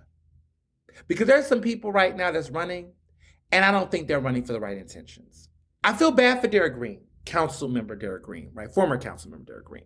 Like, he just lost his campaign manager, who is a guy named Joseph Pierce. And he was his campaign manager, right? Now, I remember I told you, like last episode, I was like, Derek must be serious. Well, this guy is now about to be the state committee director for John Fetterman, which he came from the Fetterman camp. Now he's about to depart by January 3rd. and go take that job of a really good lifetime. First black man to claim a title like that, to be in that position. Fetterman's bringing the people in. He's leaving. So now Derek Green got to find a new campaign manager. Sucks. Sucks for him. But Derek really wants it. Well, Rebecca Reinhart chilling right now. Doing her thing. Alan Dom out here doing these listening tours. Jeff Brown is Jeff Browning. Maria, where is she? Love her, but where is she? I don't know where she's at. Cheryl Parker is looking for money, and she's not going to get it, and she knows it. Helen Gim is gimming, right? She's just going, she's just right? All of the lights in action. Like, what is going on? What is going on? That's what I think right now. I'm just like, honestly, I'm at this mindset of like, I just want to see who gets on the ballot. Like at this point, I'm like, fuck it, let's just see who gets on the ballot. I don't care about all these antics, this rhetoric. Like, can we just get to like March already, where everybody has to get signatures and get on petitions? Because honestly, all of this showboating right now is gonna fade. It's gonna fade. Speaking of showboating, let me just say this. Derek is coming through with the swings. I don't know if I saw the statement Derek put out about Helen Gim, but he came through swinging. I mean, he's calling her a socialist, which I was shocked that Derek would take that position. But he's coming in swinging at Helen. He's calling her a socialist. Then he had a weird spelling of her name, which he first started by spelling her name correctly. But in his furthermore of his statement, he said Helen, which was Hellen. Helen. Isn't that wild? Like he had it hell as in hell, Lynn. Now, people close to that campaign said it was a typo. I was like, really? But politics. So there we are in Philly. That's the update on the mayor's race. It's a hot ass mess for sure. But speaking of hot ass messes, because clearly there's more, right? Good Morning America. TJ Holmes. I don't know where to start with TJ Holmes. First of all, let me just say I've met this man several times. We actually did a panel together for I think the organization called, it was a insurance group. They had a tour, I think it was. This was some years back, and it was a panel, and I think I was brought as a guest, and he was hosting it. But yeah, I was invited. He was there, and it was something with a group called Procedure, or whatever it was called, and we've met several times. I've got pictures of him, as you all saw from my caption, on Instagram and Facebook, and of course Twitter. This is my thing about him and his antics. I just really feel like this scandal. So for those who don't know what's going on, let me backpedal because I can't assume. TJ Holmes is a black man. TJ Holmes was married to a black woman. This was his second black wife. His first wife was black as well. Well, TJ was out here cheating on his wife with this white woman. I don't even remember her name, but she is a co-anchor on the show with him. They do Good Morning America and I think some other stuff on ABC, but they do a show together, and their relationship is, they were really close friends at one point. They are friends, but basically they've been having an affair for a minute, right? For a while, going out in public together. She's married. The white woman's married. He's married. They both were married. And everything. And this man was out here having a whole affair.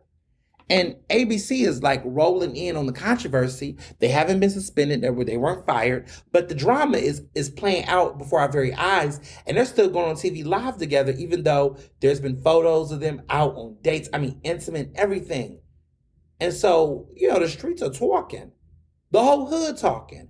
And Robin Roberts is apparently disgusted by the whole thing.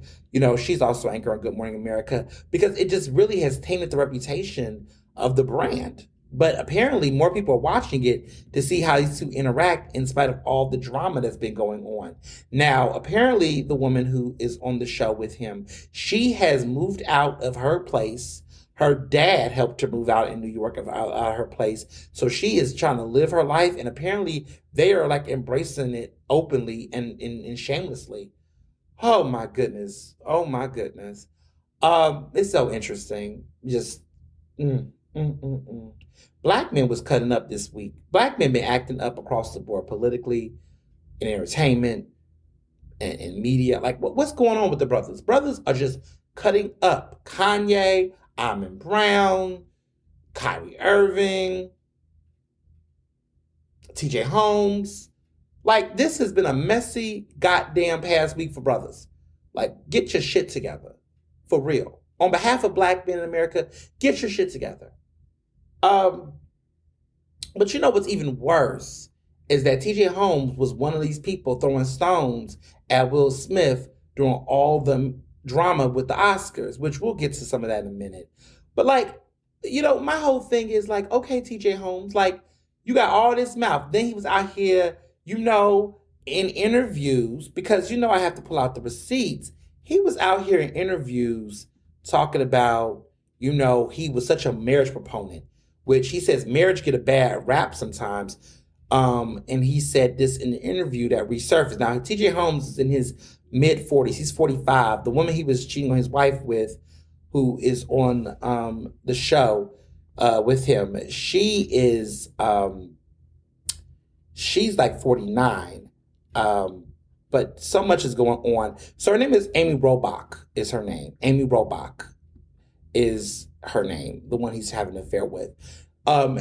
He said in an interview, like I want to say 8 years ago to Entertainment Tonight, quote, that marriage gets a bad rap so many times. I'm such a marriage proponent. I want everybody to get married. I think everybody should. And I think you're better off in doing so. Now, you can use them words. I believe those words. I wish those were my words, because that's what I believe, but clearly he didn't. And to be clear, when I met him, because people saw the picture and asked questions, when I met TJ Holmes and saw him interact with people, I always got the sense that this was a man who was acting married. I don't remember if he had his wedding ring on. And I didn't even remember he was married. Because the way that he acted, he gave off the impression he was acting single. And let me be clear about acting single, because people get this twisted. Acting single is when you're in public space and you are basically flirting with people, you are, not acknowledging any type of relationship whatsoever, in spaces where it would be appropriate to mention those things, you are pretty much acting like you're single. And there are a lot of people out here in these streets that be acting single. There are people out here, I'm like, and let me be clear, because some of y'all gonna do the what if. Let me tell y'all something. Acting single doesn't mean not being always with your significant other, your husband, your boyfriend, your girlfriend, whatever, your wife, every 5 seconds. It doesn't mean that every sentence you're talking about it. Like, now let me be clear, when I first get married, you know how people say my husband every sentence? It's not that either. What it means is understanding and respecting certain boundaries, understanding how things appear in context, and being mindful and respectful of your lover when they're absent. Meaning that if I walk into a room and there's a man that I can sense is being a little flirty or something, I'm definitely going to skirt that real quick in some type of way, shape, or fashion. First of all, I always got my wedding ring on. Let me be clear. First of all, you cannot not see the bling on the finger. But in the event that you just didn't care, because let's be clear, there are some hoes out here who see a wedding ring and still don't give a fuck. Because let's be clear, there are people that be wearing wedding rings in public and still don't give a fuck. So let me just say I'm aware of that too, right? So in reality, on behalf of people who do give a fuck, right, who wears the ring and understand it, when I'm in them situations and there might be somebody maybe a little flirty or I get the sense they are, I easily change. I reset that conversation, baby. Okay? Reset it. A couple of months ago, I was out at an event and this guy was like, oh, you smell good. Thank you. That's it, right? I was like, oh, so what you doing after this? Oh, I'm going home. My husband over there, blah, blah, blah, blah, blah, blah. Oh, you married? Yes, got married a year ago. Yes, he's such a great man. I love him. And I meant every word of it. Oh, well, I'm happy for you. Thank you. and they go fuck off. That's what you're supposed to do, okay? When you in spaces where people get too flirty. Now, my mother say if you ain't married, then, you open to do what you want to do. I don't believe that because I was setting myself up to be married. But there are some people that do have that belief that if you're not married, which it depends. I'm talking about married people right now. You married, okay? Grown folks know. And if you're somebody that's in a really serious, exclusive, committed relationship and y'all don't have an open relationship and y'all been together for some time, you know when it happens and you have the decision to play in a motherfucker's face or to say bye or cut that short or skirt that. And it doesn't have to be ugly or brutal or shady or nasty or mean. It's just simple. You just like, look, I'm with somebody. But you gotta, sometimes you guys gotta say it like that. Or you just gotta be like, some people just can't take no for an answer. Sometimes people try to pursue, like, nah, I'm good. And you move. And what's also been a resource for me is that I like to go out with my friends. Because sometimes friends can offset a vibe. Like I don't really go out by myself. Like every time I go out with friends, my man, family, like I never go out by myself. Like I might watch a movie by myself because y'all know Mr. Johnson will fall asleep, okay, in the middle of a movie and I'm like, oh my goodness. So I might sometimes be like, I need to go watch this movie by myself. I grocery shop by myself, stuff like that. But you can get chose at the grocery store, okay? That Whole Foods over there on the Parkway, child, listen. But, in essence, when I'm going to bars, events, happy hours, I don't really do it by myself. And I think it is good to have friends there to just help you out. Somebody scooping you out. Because sometimes what they'll do is they'll go to the friend than you. You know that world.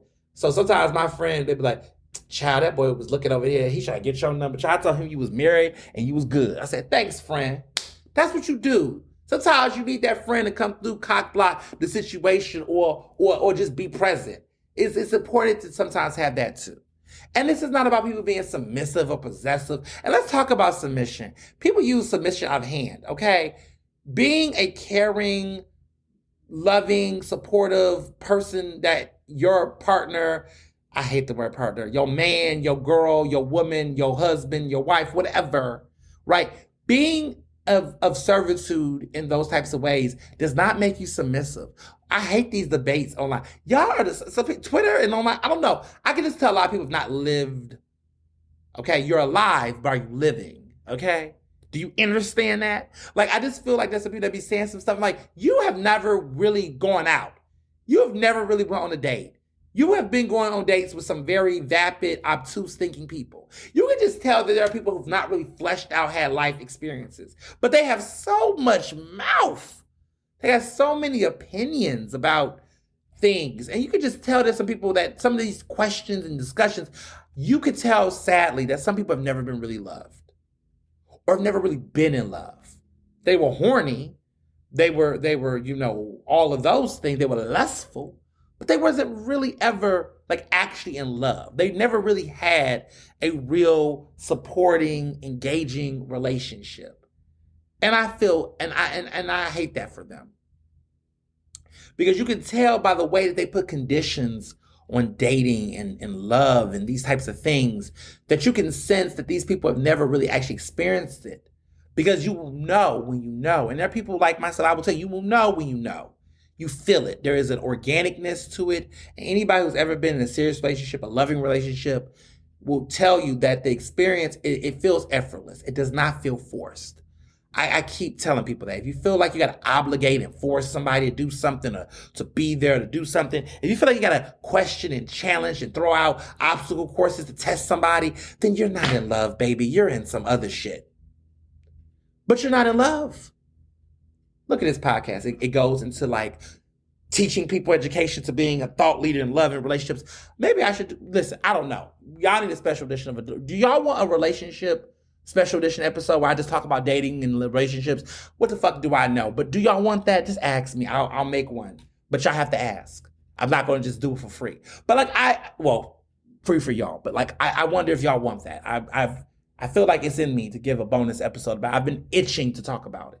Maybe around Valentine's Day. I don't know. Y'all ask. If y'all want one, say it. Tweet it, Facebook, Instagram me.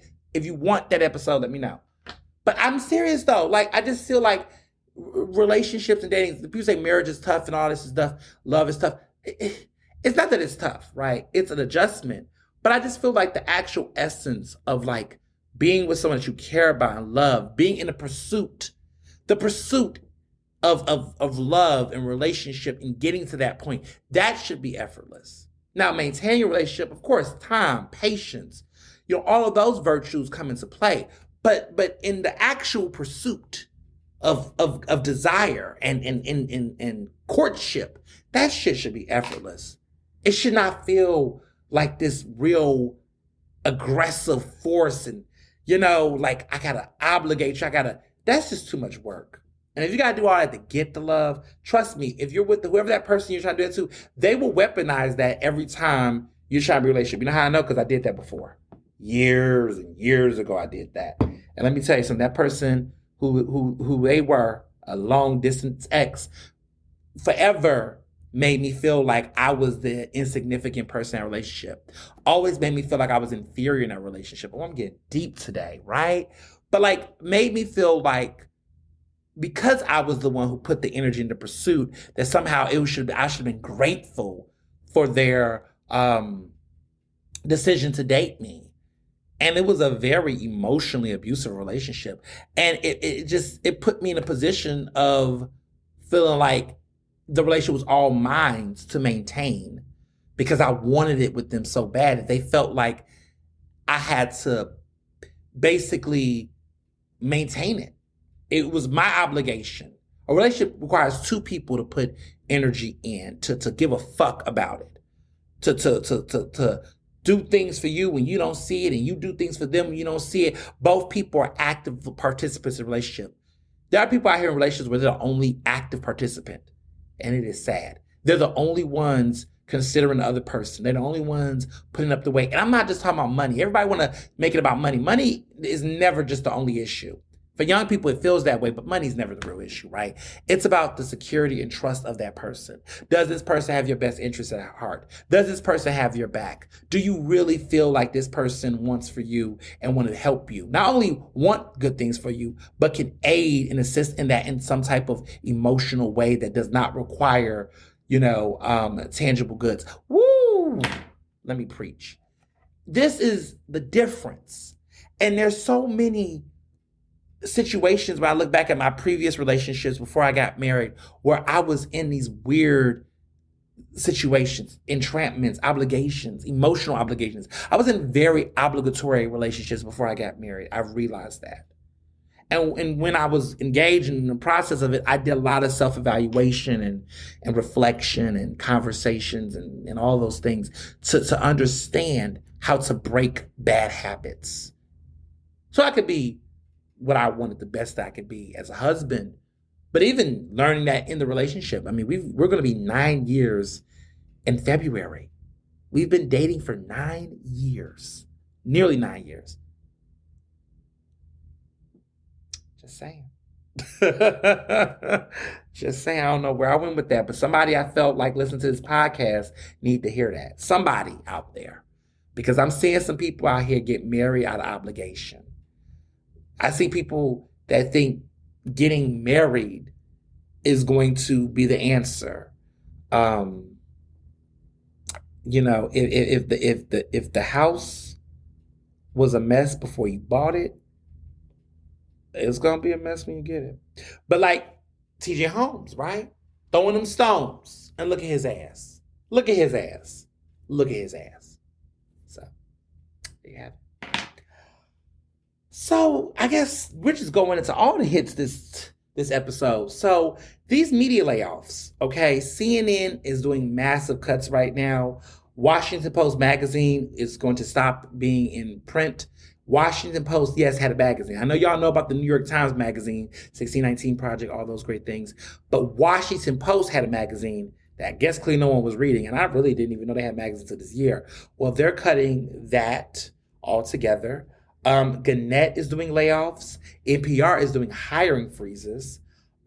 Media was feeling it. And a lot of this has to do with the recession fears of 2023. Recessions got people scared. The recession got people shook. And people are just trying to, hold on tight. There are times like these when I think about my career. I've never worked full time for any media company. I was on contractor, contracts. I've always done it that way. You're like, wait a minute, what about Philadelphia Magazine? Aren't you there, large there? I am, and I'm proud to be. But I'm on contracts through a contract to my company, Ernestly Empire LLC. I don't work for media companies. I work with them. And I've been doing that my entire career because I never said this out loud, but when I was like a sophomore in college, around 2012, early 2010s, and I was in college, there were massive layoffs at a publication that I thought was a destination because my mentors and people that I knew in the business said this is a destination publication. You can come here, work here, and work here for forever, get retirement. And I was a columnist for my college paper, the Ernest Opinion, and I had aspirations when I was young to like say, oh, maybe I can one day be a columnist at the Philadelphia Inquirer. Oh, the irony, right? Look how times have changed. But when I was young, that was what I, thought was my reality. Like, oh, I could be a columnist. And I can one day write for them and work for them. And there were these brutal layoffs. And you all remember those layoffs around then. And it was horrible. A lot of Black journalists lost their jobs. And it was devastating. Some of these people I looked up to, I went to support and reached out to understand the business. And I saw all of these people lose their jobs like that. It was sad. It was sad. Some of them went on to get new jobs elsewhere, but some of them, it was devastating. It changed their whole outlook on the industry. They never went into journalism again. They went and did PR, communications, and other things. But I saw that. And I said to myself, do I want to be a journalist? Do I want to be a journalist? And I wrestled with that thought because in my head I thought, oh, I don't want to be a journalist because I'm going to get laid off like that. That took a moment and got more mentors and learned, well, actually, being a journalist is not defined by working full time for one particular media company. It's about the work. And so very early in my career, starting when I was in college, because I guess I was a media prodigy, I began to craft my brand, which is now 10 years old. In 2012, I got to meet Ariana Huffington, the Huffington Post. When it was the Huffington Post, remember now it's HuffPost and she's no longer there. I was very big on trying to evolve and change my entire viewpoint about what media looks like. And I spoke this idea into existence. Ernest Media Empire is what I called it. And I created a Facebook page and I started to brand myself early, created these t-shirts and sweatshirts and did all this while I was in college. Some of the people listening to this podcast remember these days very, very well. And I still have those t-shirts and that swag. I had a radio show on campus. I was doing a student newspaper. I had these great internships. And I was just like, I want to just create my own company. And I remember people tease me in college about it. Like, oh, he's so ambitious and that's ridiculous. He's over the top. And they was teasing it. They ain't teasing now. But at that time, I was like, I'm going to do my own thing. I didn't have the words for it. I didn't know anything about getting an LLC, but I was like starting the reality. I created my own website in 2013, ernestly.com, owned my domain, and got that support from one of my best friends, Jeremy Benson, who was in computer science at Penn, and he was so dope, taught me how to code and things. And I just was like, this is going to be my reality. This is going to be what I'm going to do. And I'm going to create media. I'm going to freelance. I was freelancing in college. I was like, I'm going to do all this. I'm going to build these contracts. I'm going to make money. That's what I was going to do. I mean, there was hiccups along the way when I first started in the business, but eventually after, one major burn trying to work for a startup, I said, I will never work and let someone else's dream be my dream. If I'm going to make mistakes, I'm going to make mistakes on my own terms. And that went for corporations, companies, whatever. And so about 5 years ago in January, I officially got the LLC, got the paperwork, did my articles of incorporation, did all those things, and really got serious about working for myself. And so every contract I have for media companies go through my company. I don't do W-2s. I do 1099s. That's not my life, I've been fortunate to be married with someone who I could get benefits. And so health insurance, I was on Obamacare. And then got married. So fortunately, I'm on benefits, so I don't have to pay for health insurance. But, I was very big on trying to carve out a career that works for me. And that was big to me. I wanted a career that I can control, And so when I created my own LLC and worked for myself, I was able to produce the content I wanted to do. I didn't have to ask for permission. People always ask me, how do you get to write for all these different publications? Because I can, because I represent myself. See, when you work, as you all know, some of you all, for a company, and you're, on W-2, which some people, that's what their jobs require, your company has to give you health benefits. You have to do all these different things. And as a creator, it's different. Like my husband, working for,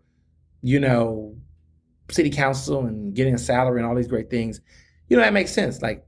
It just makes sense. You work, right? For me as a creator, right, as a writer, as a person who does independent content production and consulting and things, I want to own the intellectual property of the work that I do. When you work for a company full time, they own your brand. Sometimes your Twitter handle, sometimes whatever you produce, everything you do, you have to run by them for approval because they basically own you. And that works for a lot of these companies in one way. But when you're a creator, a writer, a producer, whatever you do as a creative, they own your work. They own your voice. They own a lot of those things, and they dictate your trajectory.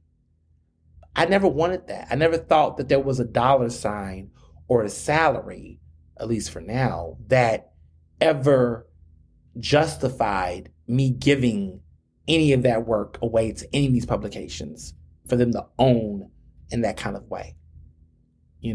I never felt like I needed to ask for permission when it came to what I wanted to do. If I want to write a book, I'm going to write a book. I did. If I want to do my own podcast, I'm going to do my own podcast. I'm not asking anyone as a creative what to do in my work. And that was something that I decided early in my career, that I wasn't going to have it dictated by the industry in that kind of way. Was it easy in the beginning? Absolutely not. There were times where I, thought that being a freelancer, being an entrepreneur journalist was a means to an end, a point that eventually I was going to build up so much of this that I was going to have to then translate it to a quote unquote full-time job. But then I had a moment where I realized what I am doing is a full-time job. Being the CEO of Ernestly Empire is the job, is the career, I am enough. I am complete. That's hard to be a young person to believe in yourself, because so many people around me that were in the industry, steered me from that. They were scared, You're in the wild, wild west. What if this doesn't play off and work? It did. And so in these moments where I'm seeing these media layoffs, which are sad, I see so many people who have to start over again and have to figure it out. And there are going to be some people that's never going to come back to the industry. We're going to lose so many great Black voices and journalists, women and queer people that they're going to be discouraged because something like this hurts. And if you've gone through this more than once, you get in a way where you start to get discouraged. And there's going to be so many that's going to be discouraged. And they're not going to come back to the business. And we're going to lose so many important voices because of that. And so where I'm at now as a professor teaching journalism and communication and these type of things is I'm encouraging my students to think about alternative entrepreneurial aspects of their career. Now, I know everybody will not be able to have their own company, work for themselves, and do it like me.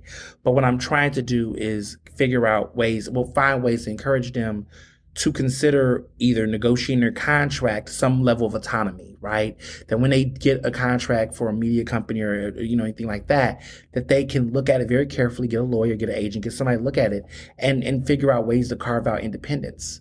Because these contracts, man, will lock you up, for real. I have had people in the industry that I admire that have created great projects, and they had to start from scratch because the pace that they published their work at took ownership of an idea that was theirs. But because they worked for them full time, the idea became the company's idea because the company fueled it, funded it, and supported it. So it's a lot of that kind of stuff that goes on. And so we, for as far as, diverse voices, I'm really invested in helping creatives take their work and own their work and avoid all of that. So that's big to me.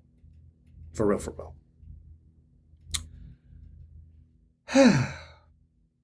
Yeah. So as we move on into lighter things, the best album of the year debate is happening right now. As you all will see, publications are beginning their end of the year list. I know I'll soon be having to gear up to do my end of the year list and tell you all what my favorite things are of the year, which I'm super excited about because I'm actually been taking some time to reflect on my list and talk about what's my favorite things and this, that, and the third. So I'm looking forward to that. But, so far it's been so good. Well, I'll tell you one thing. Kanye West is not in the album of the year consideration category for any of his music, which is great. Sidebar, he has officially been, suspended from Twitter for putting up a swastika near the Star of David, talking about love speech. Well, Elon Musk, who is a hot ass mess on so many fronts, have decided that was not such and has suspended him again. So he's off of Twitter. But enough about them. Talk about these albums of the year. New York Times and Rolling Stone have declared Beyonce's Renaissance as the album of the year, which is really good for her. Time magazine ranked her at number 3. Number 1 for them was Bad Bunny, which, Bad Bunny is showing up on these lists. People are saying it's going to be between, Bad Bunny on these lists or whatever. I mean, listen, I have mixed thoughts, I see it slightly. But honestly, let me just say this. So people ask what's number 2. Number 2 for Time Magazine was Masters by Sia Gray. Never heard of it. It's called 19 Masters by Sia Gray, I guess. But Un Verano Senti by Bad Bunny was their number 1 pick. Listen, it's a great album. It's immersive. It's countercultural. It's a non-English speaking album that has definitely created universal appeal. Will not take that from them, okay? But that being said, it's Beyonce's time. It's been everybody's time. It's her time. And, there are albums and artists that will create one-hit wonder albums that will be great, and they will never make another album that's similar. I'll give you an example of that. I love her, though. Let me just say that. I do love her music. But I think of people like, what's her name? Oh, my God. Golden Hour, Casey Musgraves. Love that album. It won Album of the Year at the Grammys. It's an incredible album. Golden Hour, and it was a golden album, was incredible. But ever since then, Casey Musgraves has not produced another album that has sounded like that. And I'm going to have to throw a little bit of shade. Lauryn Hill, the Miseducation Lauryn Hill, great album. But she hasn't produced anything since then that has rose to that occasion. And there are some artists that just stop, right? Like Outkast, Love Below, Speaker Box of Love Below. That was they stopped right there. Stankonia was great. They did what they did and they were done. Idlewild, soundtrack is still one of the best soundtracks of all time, if I do say so myself. However, to my point though, this Bad Bunny album is great. It's a great album. It's a moment, right? But honestly, the nomination is historic enough. It's the first non-English speaking album to get a main Grammy album of the year win. And to be clear, it was nominated at the Latin Grammys and it did not win. It lost to Moto Mami by Rosalia, which is another great album and quite frankly should have been nominated for Album of the Year. But that's another story for another day. That's another great album. And it came out the same time as Bad Bunny. And Rosalia beat it. So I wondered to myself, is that a signal that Bad Bunny will not be winning at the Grammys? I don't know.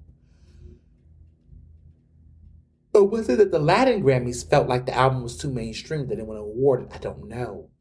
But what I will say is, or there could be the conspiracy theory that maybe they said, okay, we're We're not going to let it get the Latin Grammy because it's going to win the other Grammy. I don't know. But what I will say, though, is that Beyonce has done something that a lot of other artists cannot say. She has given us 4 album year nominations, which they're not that many. I can brag about that. Kendrick Lamar's, all of his 4 albums have been nominated. Gaga's been nominated, I believe, 4 times. Poker Face, not Poker Face, The Fame Monster, Born This Way. Like, her first 3 albums were nominated. And of course, Joanne was not, and Art Pop was not. Yikes. Then she did one with Tony Bennett that got nominated recently. So those 4 got nominated. But it's not often a lot of artists, unless you're Taylor Swift. Taylor Swift has had, oh my God, how many albums nominated? She had Fearless, Red, 1989.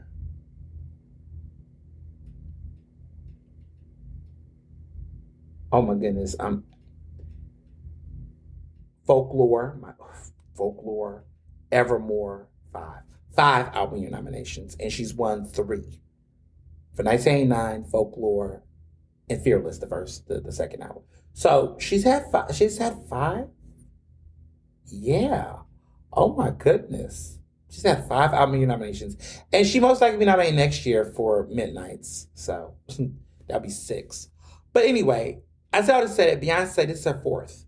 The first album year nomination was for I Am Sasha Fierce. The second one was for Self-Titled, which was deserving. The third was for Lemonade, which she should have won for. And the fourth is for Renaissance. I think that Renaissance is that long-deserved album year win. She should have won for various albums that she was denied. This is a magnum opus. I thought that she would never be able to top Lemonade, and she did. I never have listened to a Beyonce album so much than I've listened to this. I think the only one before was probably B-Day. I know I blasted B-Day out the roof. But I will say that this is probably, I've never enjoyed a Beyonce album so much than I've enjoyed Renaissance. Like I said, B-Day was my favorite all-time Beyonce album. But Renaissance is just probably like tie now. That album is just, it's incredible. It's incredible. It's a really just fucking good album. It's so rich. It's so leveled. It's so layered. It's so much fun. It feels good. It's a mood. It's a picker-upper. It's a remedy for these times. It's a great, incredible album. And I really think that I just, something in my spirit tells me she's going to win this time. That the 4th album, because the number 4 is symbolic to her, that this will be the one, right? I don't know. I just really think she's going to win. I don't know. Something in my gut tells me she's going to win. There's so many signs that point to it. And wow, I really think people want her to win this. There's all these Bad Bunny people, but like, come on, y'all. Like, Bad Bunny was this a sophomore album? Bad Bunny can make another great album. Like, this does not have to run in the parade of the queen. So, yeah, I'm just going to have to give it to her. She's got it for me. I love it. I love every ounce of it. It is the album to me. It is the album of the year. It's even giving it's even giving album of the decade energy. Unless something else comes. A little too early, but it's definitely top tier for me. But yeah, we'll see what happens right there. So, Oscars, films, we're getting close. November 12th is the Golden Globe nominations. The Golden Globe nominations will be on Monday, November 12th. So, next week's episode, before we get to that big day, I will be putting out my predictions. I'm a little annoyed because predictions, my episode will come out the morning the Golden Globes do come out, so y'all will compare and contrast if I'm right or wrong. Just know that I did the episode over the weekend, so if my predictions are right, then I'm just great. But we'll see where it shapes up. But Oscar season is heating up. The New York Film Circle, Critic Circle, whatever, they just gave out some big awards. Colin Farrell won for The Banshees of Inisherin. Keke Palmer won Best Supporting Actress for Nope, which is category fraud because we all know Kiki was the lead in Nope. But if that's what it's going to take for her to get her way to an Oscar nomination, then so be it. My dream would be for her and Angela Bassett to both be nominated, but I know that's a far stretch. But it would be nice. We're in it now. Kiki Palmer, and now she's pregnant on SNL. I haven't really feeling SNL that much lately, but I will say that her appearance restored my like because the Dave Chappelle appearance, I'm so over Dave Chappelle, was not here for it. But she was funny as fuck. And also, she's pregnant now. And it's something about, I've heard this trend, like she's like 28 now. She's 29, I think. She's 29. She's born 93. Wow, I'm older than Kiki Palmer. I grew up with her. I grew up with her career. I love her. She's just everything. It would be nice for her to get an Oscar nomination, though. I'm happy that she's getting all these major like acting nominations. Like if she pulls off a Golden Globe nomination, I am going to lose it. But I really want that for her so bad. But yeah, I mean, she's doing well. This is like big for her to be winning these major, acting films and stuff. Now I know she was in Alice. She's been, trying to get herself in a big major film, but like Nope has it's carried for her, which is good. Other major things. Best Actress went to Cate Blanchett for Tar. You know how I feel about this. Tar was phenomenal. Cate Blanchett was the bomb. She was a great actress. She was phenomenal, but it'll be her third Oscar. And I mean, after Frances McDormand just won a third one, I'm like, we're now just giving white people more. Like, can we like, I don't know, give a new person an award? Danielle Deadwaller is in Till, which I told you I love, and her performance has been getting consistent nominations buzz. I just want her to win something. It'll be nice for her to get a Best Actress nomination for sure. Best Supporting Actress was Keke Palmer. Best Actress, Colin Farrell winning for The Banshees of Inisherin was a big deal because everybody's been hype about Brendan Fraser in The Well, where he plays a 600-pound man. It's fascinating. We'll see what happens. I mean, everybody's been calling him the front runner, Brendan Fraser. But Colin Farrell is also getting people a run for their money. I mean, are we looking at a situation like what I told somebody there, like with Kristen Stewart with Spencer, where everybody thought Kristen Stewart was going to win, and then all of a sudden Jessica Chastain won for The Eyes of Tammy Faye. I don't know. It could shift either way. So we're going to keep an eye on that. We're going to keep an eye on that. Best Supporting Actor was this actor from Everything, Everywhere, All at Once. He's an incredible actor, and he's an Asian actor at that. His name is Ke Huy Quan.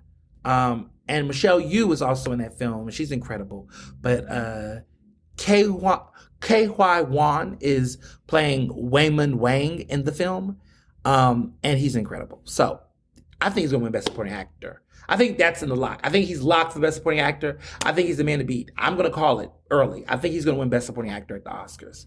I think that's a lock. Supporting Actress is still Love Anyone's Game. Best Actress is leaning towards Cate Blanchett for Tar, but it's too early. I got to see a little bit more on there. Best Actor, toss up between Colin Farrell and Brendan Fraser. Both will be first-time nominees. Both will be first-time Oscar winners. Both have had long careers. The case can be made for both of them. But Brendan Fraser, my heart goes out to him. We'll see. We'll see what happens. As far as movies go, the movie I'm talking about this week is Emancipation. My movie of the week is Emancipation. I saw it. I like it. Some of y'all been like, another slavery film. Let's be fucking clear. It is a freedom film, according to Will Smith. I agree. It's not the slavery film that you're used to. This man, who is based on true story, was a freedman, okay? And I've been working on my vernacular language. I'm trying not to use the word slaves and slaves. Well, slavery, but slaves. Like when we say slaves, no. Let's say enslaved people. Someone told me, educate myself, that slaves, does harm to our ancestors because it puts them in that, like as if that was their identity. Their identity were their people. They were humans. They were enslaved, but we're restoring their humanity to the ancestors. So, no slave. Unless you're talking about Britney Spears, I'm a Slave for You, the song, which is different. But we're talking about black folks, enslaved people. So, but this individual was a freedman. He was once enslaved, and then he became free, and Emancipation talks about this. Very good film. Denzel's a great actor in the film. And the cinematography, I like it. Some people had issues with the high resolution thing, whatever. I enjoyed it. I thought it was great cinematography. I hope that it gets an Oscar nomination. I hope the film does. But it's hard right now. They just are giving Denzel hell. I just heard some sadness about around his stuff. He apparently had a big LA premiere, and none of his big Hollywood friends showed up to it really. It wasn't that many. Jason Lee went, of all people, but it wasn't the big Hollywood show out that would typically surround a Will Smith film.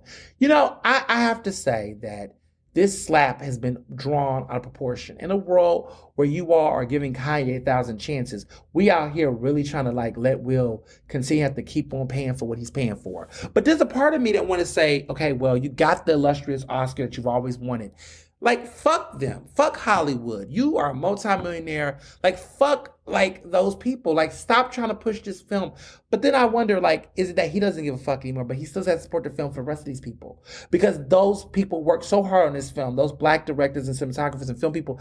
I mean, these people work to make this film great. So he wants to do it for them because he doesn't think it's fair for them not to have their shot because of him, because he was the big star bill on this. And I wonder if Hollywood's going to get away from films having a big star as the lead to draw a film, because if they fall, they tank, then everything falls and it shows. But whoever banked Will Smith, but the man is human. He makes mistakes. And I just really hope people give him that grace and that space to evolve. So that's where I stand on it personally.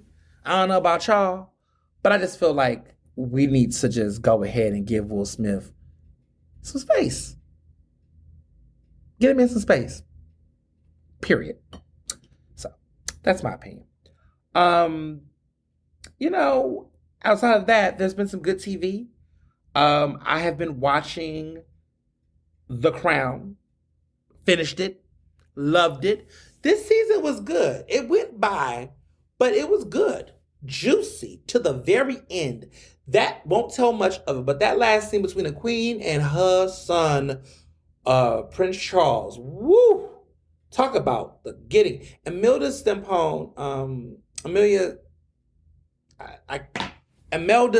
Stanton, that's how you pronounce her name. Great actress, was nominated for Oscar nominated actress. I would implore you all to watch this film by her called Imelda Drake. Really great film about reproductive rights and things back in the day. But look up Imelda Stanton. She was also in Harry Potter. Let's just get that out the way. She was in Harry Potter. Great British actress. Just incredible. She was great as the Queen. I enjoyed her. It's interesting. This is the Queen I feel like I know. Her character role of it. I don't remember. I wasn't probably alive. I wasn't alive when, Olivia Colman played the Queen. That Queen version. This Queen, I feel like I'm more familiar with this Queen. She's killing it. And Dominic West as the son, as Prince Charles, is phenomenal. This Princess Diana was good, but I do like the young Princess Diana better. Emma Corrin, who played her last season. But she's playing Princess Diana well, this actress. But I don't know, as far as storyline goes and range, I found the younger Princess Diana's character more intriguing. But she's good in this as well. I won't take that from her. She's also great in this as well. But just some food for thought.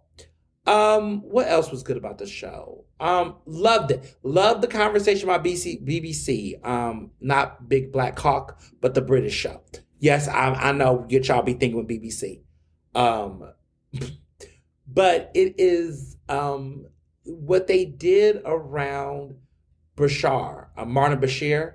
The whole background, I don't want to tell too much of it, but the whole background behind how we got the Princess Diana interview, all of that, good job. Just really loved how that was played out. It was just good. It was just a fascinating show.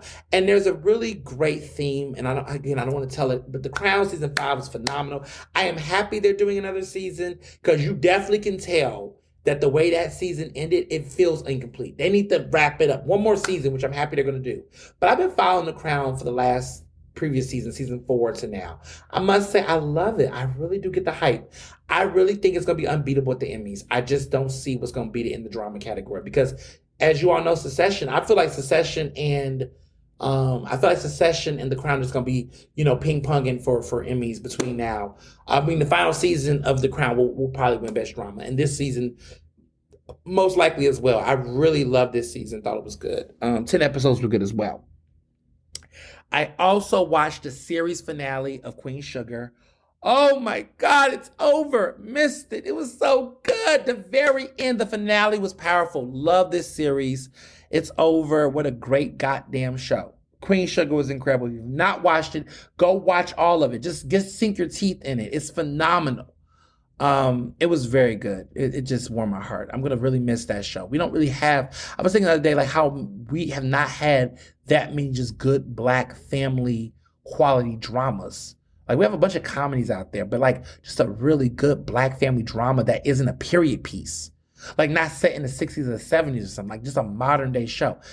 Oh, this powerful. Just, yeah. I know Ava DuVernay has her moments, but man, that was a good ass show. Abbott Elementary, still fire, still doing its thing. Love me some Abbott Elementary. FYI, this upcoming episode of Abbott Elementary is coming out this upcoming Wednesday. Y'all do not miss it.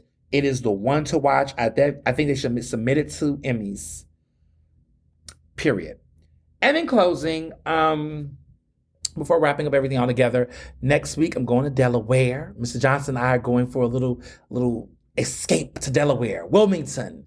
We're going to do some things. I won't tell you where we're going, what we're doing yet. I'll surprise you all. But we're going to be in Delaware for an interesting experience. And I will let you all know. You'll find out when we're there. I'll put pictures and things up. But it should be fun. And there's so many more surprises coming up. I got some surprises for people that listen to this podcast. Some of y'all got some surprises coming up. But as always, be well and be best.